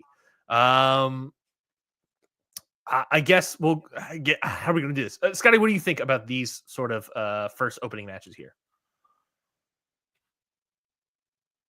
You're doing Bullet Club, so you're thinking maybe Evil versus Finlay? Yeah. I'm always picking Evil. You think I'm going to pick against Evil? Are you nuts? I actually do think we might get Evil versus David Finlay. That's me versus Ryan. I think that is fair. Yoshihashi on advancing. Yoshihashi somehow unable to advance past this. Yuya Uemura versus Sonata. Uemura's got to win. He just came back. Yeah, it feels like Yuya Uemura's got to win, but he also just came back. They do like to do the thing of, the injured person comes back and they're not yet ready to go. They do like to do that. But in this case, considering he's chasing Sonata, I'll lose my mind. So don't do that. Yeah. Plus, it'll be revenge against Sonata and Taichi. Sonata did beat Taichi, so we'll be getting revenge through that. So, yeah, I think I might agree here with Yuya Uemura versus Yoshihashi. We'll move on. We'll finish this up. Evil and David Finlay. I actually think it's going to be Evil. Oh. I would love David Finlay to move forward, but I actually think it's going to be Evil. I don't know why. I don't really have a big reason why. Yeah. But I think it could be that. I think, trying to establish House of Torture. You fill out yours and then I'll show mine. I think that's better. Yuya Uemura versus Yoshihashi. I don't know. I mean, if it was, but if one's pushed and one's not, what is the difficulty? But if it was David Finlay versus either of these, that almost doesn't feel weird. So Evil, I'll go Evil versus. I'll go Evil versus Yoshihashi. That's insane. Right. Insane. Look, Yuya Uemura gets one win over Sonata, former champion. I think that's good. Yoshihashi, I don't want Yoshihashi to lose constantly while Hiroki Goto, his tag team champion, is the IWGP champion. That's this life, though. So that is the world we live in. So I'm picturing the dream match, of course, of Yoshihashi versus Evil. Mm-hmm. Mm-hmm. And it will be Evil moving forward. I hate what I've done to myself here. Continue. You're done. You already written it. It's in pen. It is pen. I can't erase this. Ignoring this eraser. I can't erase this. Yuya Uemura versus Zack Sabre Jr. Chase Owens. Well, I guess I gave it away here. Yuya Uemura. Zack Sabre Jr. versus Rohei Oiwa is what I meant to say. There's going to be problems if that doesn't happen. There is a chance. There's a lot of. We talked about this beforehand. There's a lot of team versus team action here. I mean, I'm Evil versus David Finlay. They're not a team anymore. Good point. Oiwa versus Zack Sabre Jr. There's going to be a bunch of United Empire stuff on the right side of the bracket. There's just a lot of that in play right now. Mm-hmm. Chase Owens could upset. I think maybe, but I don't want it to happen. All that is good. For all that's good, should not happen. So Oiwa will move on. Face Team DK, Zack Sabre Jr. Gabe Kidd versus Ren Narita. Gabe Kidd versus Taichi. Ren Narita versus Taichi. I might go with. I think I'm going to go with Gabe Kidd. Moving on. Taichi, of course, moving on. In which case, I'm going to go with. Of course, moving. I'm going to go with Gabe Kidd versus Zack Sabre Jr. And I'm going to have Gabe Kidd win that. Wow. So that we have Gabe Kidd versus Evil. I can see that. Semifinals? That's where we go. I can definitely see that. Right side. Well, you can see it because it's right in front of you. You can see it on the right side here. El Phantasmo, Great Khan. The winner of that is going to face Shota Umino. It is that wild. That sounds like the worst match of all time. It's wild to me that Shota Umino is getting a bye after losing to Great Khan. That bracket. This top right bracket. Yeah, it's not great. Terrible. El Phantasmo versus Great Khan. They're definitely going to do the rematch for Shota. Versus Great Khan. It would be. You don't want them to, but they're going. It would be a travesty for Great Khan to lose after beating Shota Umino. He should win. Have a title shot versus El Phantasmo. That makes sense to me. There is also something that makes sense to me of El Phantasmo and Shota Umino, two guys that were kind of like new, forming the new Hantai for New Japan, right? That almost makes sense, but it would be very weird for Great Khan to lose his opening thing. And at this point, Great Khan won before. I'm just gonna say Shota Umino wins this one. Yeah, you're not happy about that though. I'm not happy about it. Jeff Cobb, the winner of that, is going to face Naito and Callum Newman. I don't think we'll get United Empire versus United Empire here. I think it's going to be Naito gets continued wins over Callum Newman. That way we can also do Jeff Cobb versus Naito as maybe also sort of setting up an IWGP World Heavyweight Tag Team title, which, by the way, no Hiromu on this bracket. No Hiromu to be found on this bracket. Well, that's because he's out. Kamitachi's currently wrestling. Great point. I'm going to say Jeff Cobb wins that for that exact thing I mentioned of setting up the title match. That is, your final fours are something. Jeff Cobb versus Shota Umino. I'm going to say your final 8 involves Yoshihashi, Jeff Cobb. I don't like anything that I've done. I don't like anything that I've done. I think the evil shout's a good one though. I don't think it's bad. And then Gabe Kidd, I think is good. The left side isn't like I could see that happen. You know, this right side. I mean, you're probably right. I just don't like it. None of this is good. Shota Umino versus Jeff Cobb. I'm gonna pause here and move forward and see what I do. Let's go Drilla over Ishii. I think they're really pushing Drilla after the Shingo one. Now Ishii can win here. I just think they're gonna go with that. He never wins. Gotta be Bolton Oleg versus over Bad Luck Fale. Anything else will be a travesty. I think it's gonna be Drilla over TJP as well. And I think it's going to be Shingo over Bolton Oleg. I think Bolton Oleg getting the win over Bad Luck Fale is good enough for him right now. He'll pick him up. That way, you also have the a rematch of Drilla versus Shingo, and that's where Shingo wins. And then we have Shingo versus either Jeff Cobb or Shota Umino. Hey boy, hey boy. It's probably Shooter, right? Fuck, dude. I don't want Shooter here. But here's the other thing. I don't want Shooter here. The brackets were made way too unevenly. To be fair to Shooter Umino, he might be coming in with a brand new gimmick, a brand new moveset. Sure. Will revitalize him greatly. Okay, let's not go that far. Good point. I agree on the brand new He is a mystery box of I don't know what the hell is going to happen with Shota Umino. He's seemingly doing the Sonata. Yeah. Sonata did the thing in the New Japan Cup. I hope he doesn't win the title. My God, heel Shota Umino beating Hiroki Goto. I think I would give up on New Japan. I said New Japan's back. It's dead again. If that happens. I'm gonna go Shooter versus Cobb. So your final four is Evil, Gabe Kidd, Shingo Takagi, and Shota Umino. I know you feel good about two of those things. Evil and Shooter. You're right. And I think the funniest part of this is you don't think the two parts you like are both going to the finals. No. Now I will say this. I'm going to say Shooter over Jeff Cobb. This would be a good time for Elevate Jeff Cobb again. They're elevating the mid cards.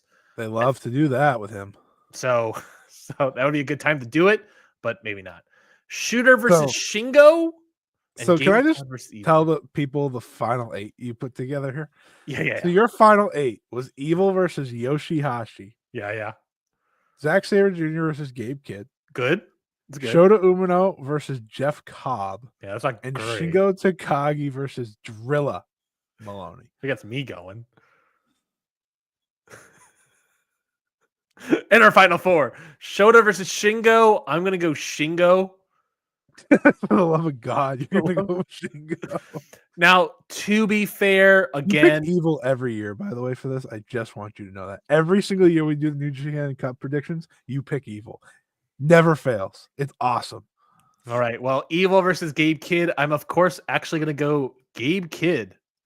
Wow. Evil. I had that thought before you said that tangent of me always picking Evil. I think Evil beating David Finlay and Gabe Kidd beating Evil is more interesting. I think that really showcases something with the War Dogs of Gabe Kidd beating Evil and David Finlay unable to do so. I think that could be a fun little thing there. Gabe Kidd doesn't currently have a contract with New Japan Pro Wrestling. Okay, then great. Just letting you know. And then we'll have Gabe Kidd versus great. That really throws off everything, Scotty. It always feels like Gabe Kidd should lose to Red Narita then. All right, whoa, easy now. I'm sure he'll have a contract by the time this tournament starts. I'm not gonna read into that if that is truly the case, just because he's also a champion for them at the time. He's the New Japan Strong Champion. Oh, that's not a real belt, though. I know it's not a real belt, but at the same time, he even acknowledges that's not a real belt. And he could also, by the way, sign another contract before the New Japan Cup. Oh, I think he will. I just wanted to. I just want to be that guy, you know. Yeah, I'm not going to read into it too much. Gabe Kidd versus Shingo as the finals for the New Japan Cup. That's pretty good. Yeah, it's so good. It's for you. It's not going to happen. It's not going to happen. Versus anything Hiroki. to keep Shooter out, right? What's that? Anything to keep Shooter out. Anything to keep Shooter out. Then Gabe Kidd versus. I mean, I honestly think Gabe Kidd. This would be the time to do it. Shingo is a good. I think it's Gabe Kidd. I'm going to say Gabe Kidd all the way. Gabe Kidd wins the New Japan Cup. That's my pick. Nice. How do you feel about that? How do you feel about Gabe Kidd winning? I don't see him winning, Gabe. but I think it's fun for Gabe. Just do Gabe. Just do Gabe. Gabe Kidd. The arrows were pretty self-explanatory. You had to write Gabe Kidd. All right. Well, happy we could play that game. That was fun. Yeah, there's my bracket. There's my bracket for everybody. We'll see if Gabe Kidd wins it and see how correct I am. Nothing on the line. Just remember the first time we ever did this, I picked a guy that didn't even wrestle. So. You picked Kota Ibushi, and he. No, to be fair, he was gonna win if he was in it. That is probably accurate. All right, Scotty, do you want to share your screen? See what you got. Oh my god. Okay, so walk us through. Walk us through. Walk with me, folks. All right, Yota Tsuji versus Evil here. Obviously, Evil's winning. Shouts out to the Real Bullet Club, House of Torture. What's up? David Finlay obviously advances. Yuya Uemura, I have going all the way. I think he beats Yoshihashi. I'm not pushing Yoshihashi. I'm sorry, Ryan. That's fair. I don't think you're wrong for doing that. So my decision making for David Finlay comes down to this. As you can see here, I don't really need to explain the rest of it. You pretty much did that already. As you see here, I have David Finlay winning the whole shebang. And here's why, folks. A year ago, David Finlay gets sick in the New Japan Cup. And that opens the door for who? The reigning, defending IWGP World Heavyweight Champion Hiroki Goto to step into the finals and seemingly reignite his career. Sure, he didn't win against Yota Tsuji, but things change from there. The story rewrites itself with David Finlay instead getting to that New Japan Cup final, beating Shingo Takagi, and facing Hiroki Goto at Sakura Genesis, where all the doubt creeps in. Can Goto keep the belt against David Finlay? Honestly, I don't know. That's the fun of it. But I think he has a good chance of winning everything. In terms of the rest of the bracket, as you can see, Shota Umino, Jeff Cobb was also in my final 8. Did I feel great about it? No. Did I? You're dunking on me the entire time, and your right side is completely the same. It's exactly the same. To be fair, though, to be fair to myself, the Yoshihashi pick was the main one I was harping on. Yeah. Because that kid going all the way. You had kid losing to Zack Sabre Jr. Okay. Yes. So I played with that one a little. But I didn't think but for me, David Finlay winning, I don't think you're doing David and Gabe. So to me, Zach made more sense as his counterpart in the final 4. If Evil's going, Gabe Kidd's going. I think that's fair. So yeah, same mindset mostly, but it was fun to watch you do it. I can't wait for this to be the first year that Evil actually wins. Yeah, I know you've opened my heart to hopefulness now. You know, you went away from picking him, which I appreciate, so that the King of Darkness can truly reign over New Japan once and for all. But yeah, this is my bracket. Do I feel great about it? Nope. I respect the David Finlay shout a lot. The reason I didn't go with David Finlay is because I think that in the back of my head, there's a good chance David Finlay could win the G1. Sure. I think Gabe Kidd is also a good chance for that as well, potentially. Shingo, I guess.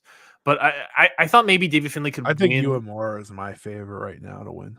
That's fair. That's also fair. I think that I have to heat him up a little bit more, but it's totally plausible. Well, they have plenty of time. Yeah. David Finlay, I had potentially winning the G1. Into that, I did not go with him, so I thought who would be a good sub person there, and Gabe Kidd, the rise of Bullet Club maybe this year. Sure. Gabe Kidd and David Finlay. They're not Bullet Club.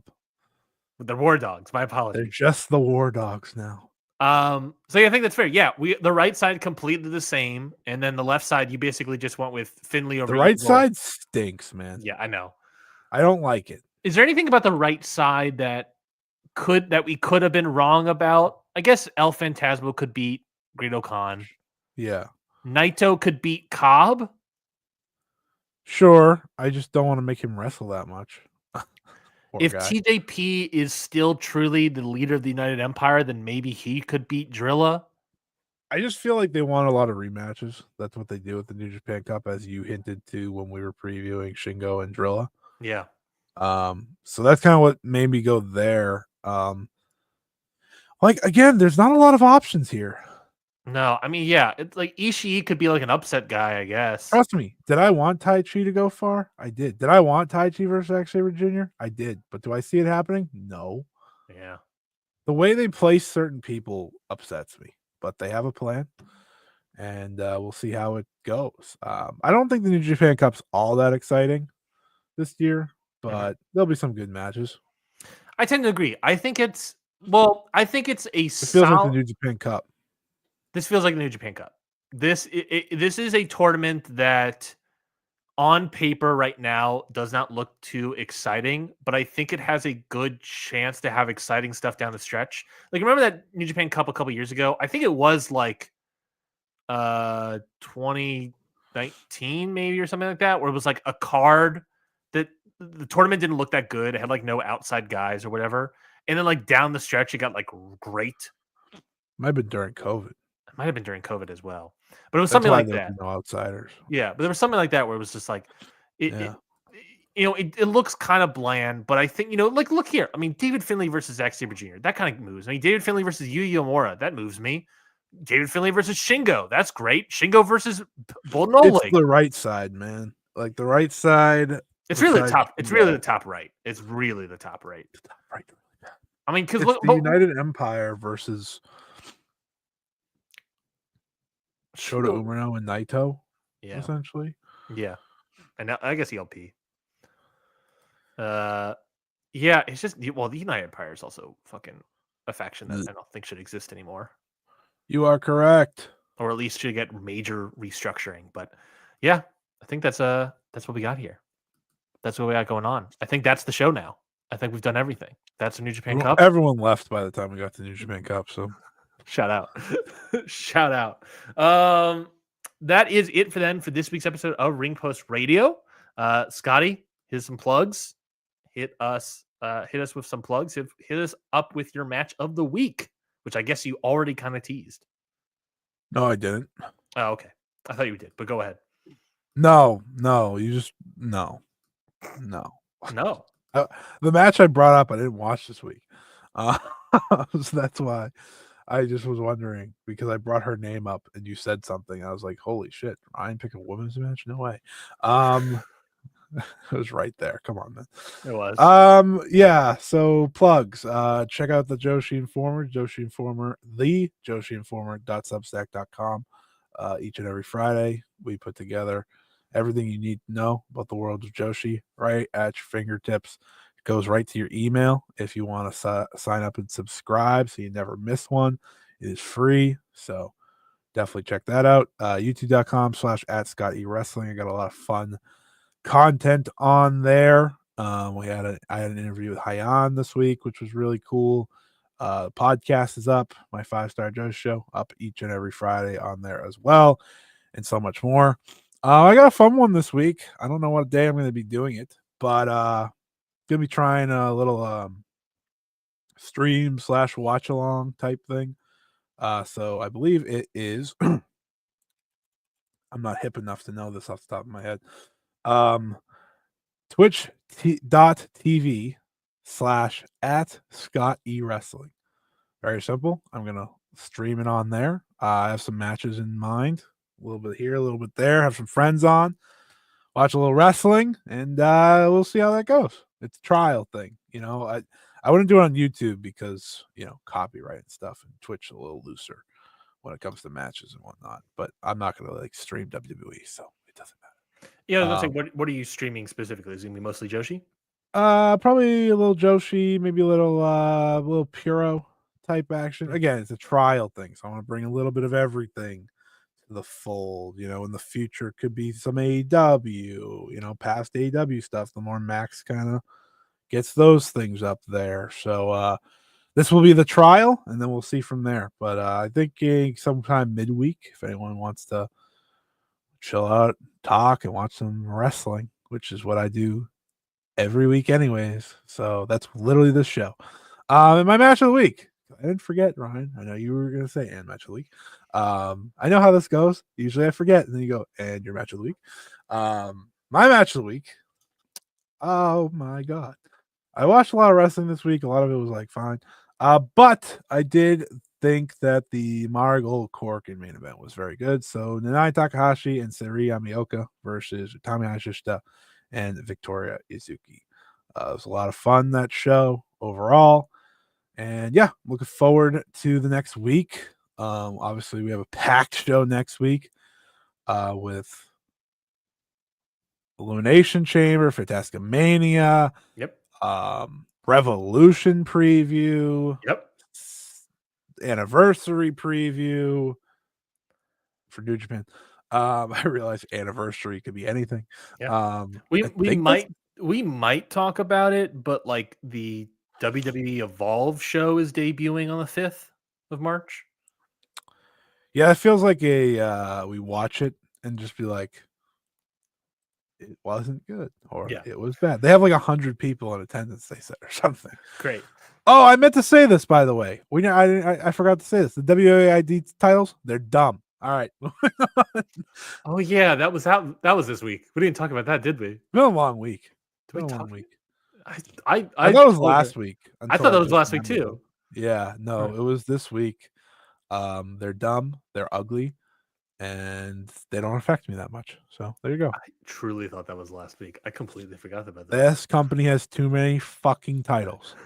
You want me to keep going? I'll keep going. They're gonna have those titles. They're gonna have the Evolve titles. Are you kidding me? What's the point? Why so many titles? The Let's Fucking Go titles? They don't exist, but they will. They will eventually. I'm sure they're gonna give whoever wins that show a belt. And weirdly enough, Bubba Ray will be the champion. If he had it his way, he would. That guy stinks, by the way.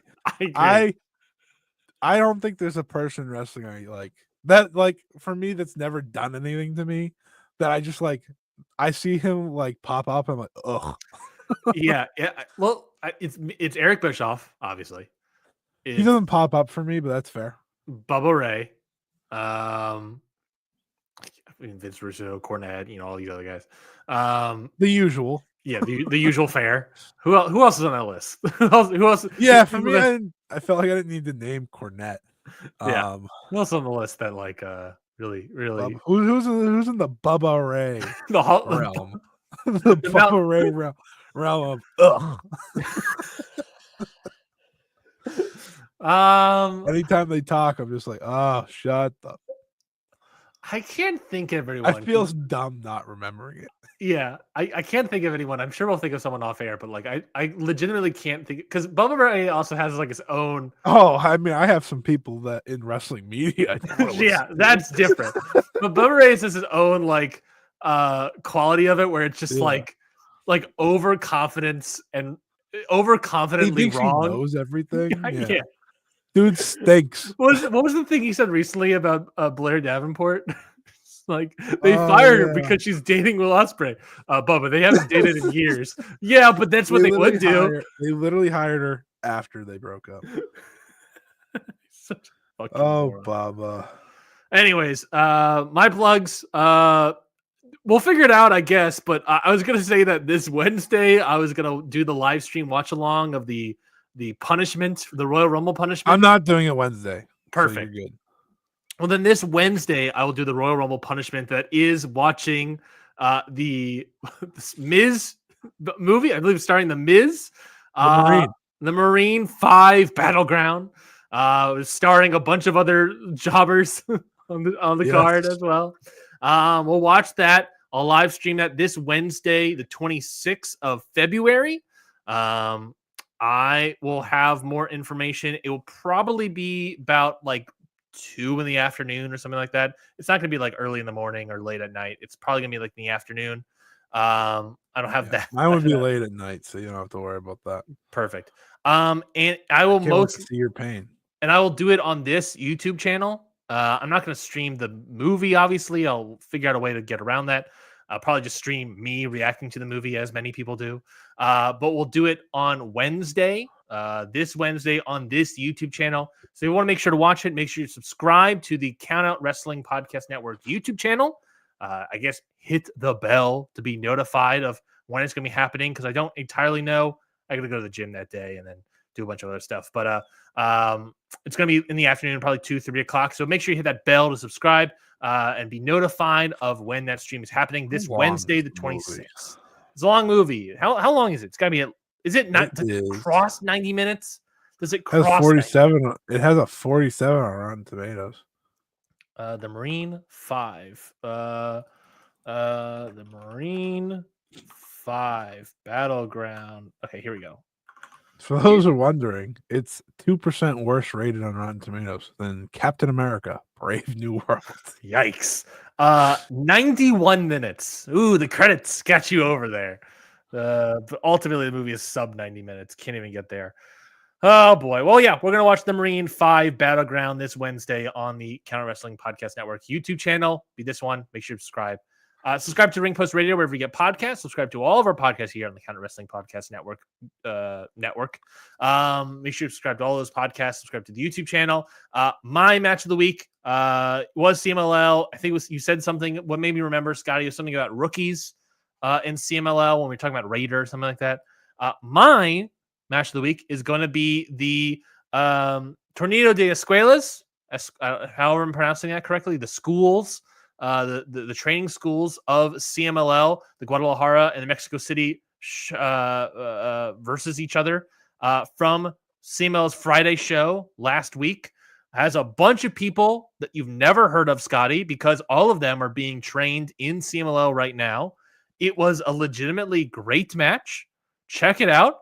I'll shout out Fury Boy as a guy that looks like a future star out of those 10 people, but 100% Fury Boy looks great out of that lineup. A lot of people look really good, but Fury Boy. I really wanted Fury Boy to be good when I read his name. When you read his name? I just thought Fury Boy was a great name. I was like, I need that guy to be good. He was the best of the match, easily. I mean, not easily, but he was the best of the match. I really love watching him.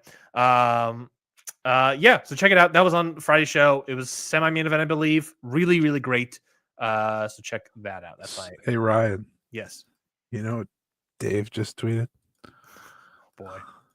Yeah. Ryan Nemeth has officially filed suit in Los Angeles Superior Court against AEW and Phil Brooks. Phil Brooks. All right, baby. We're back.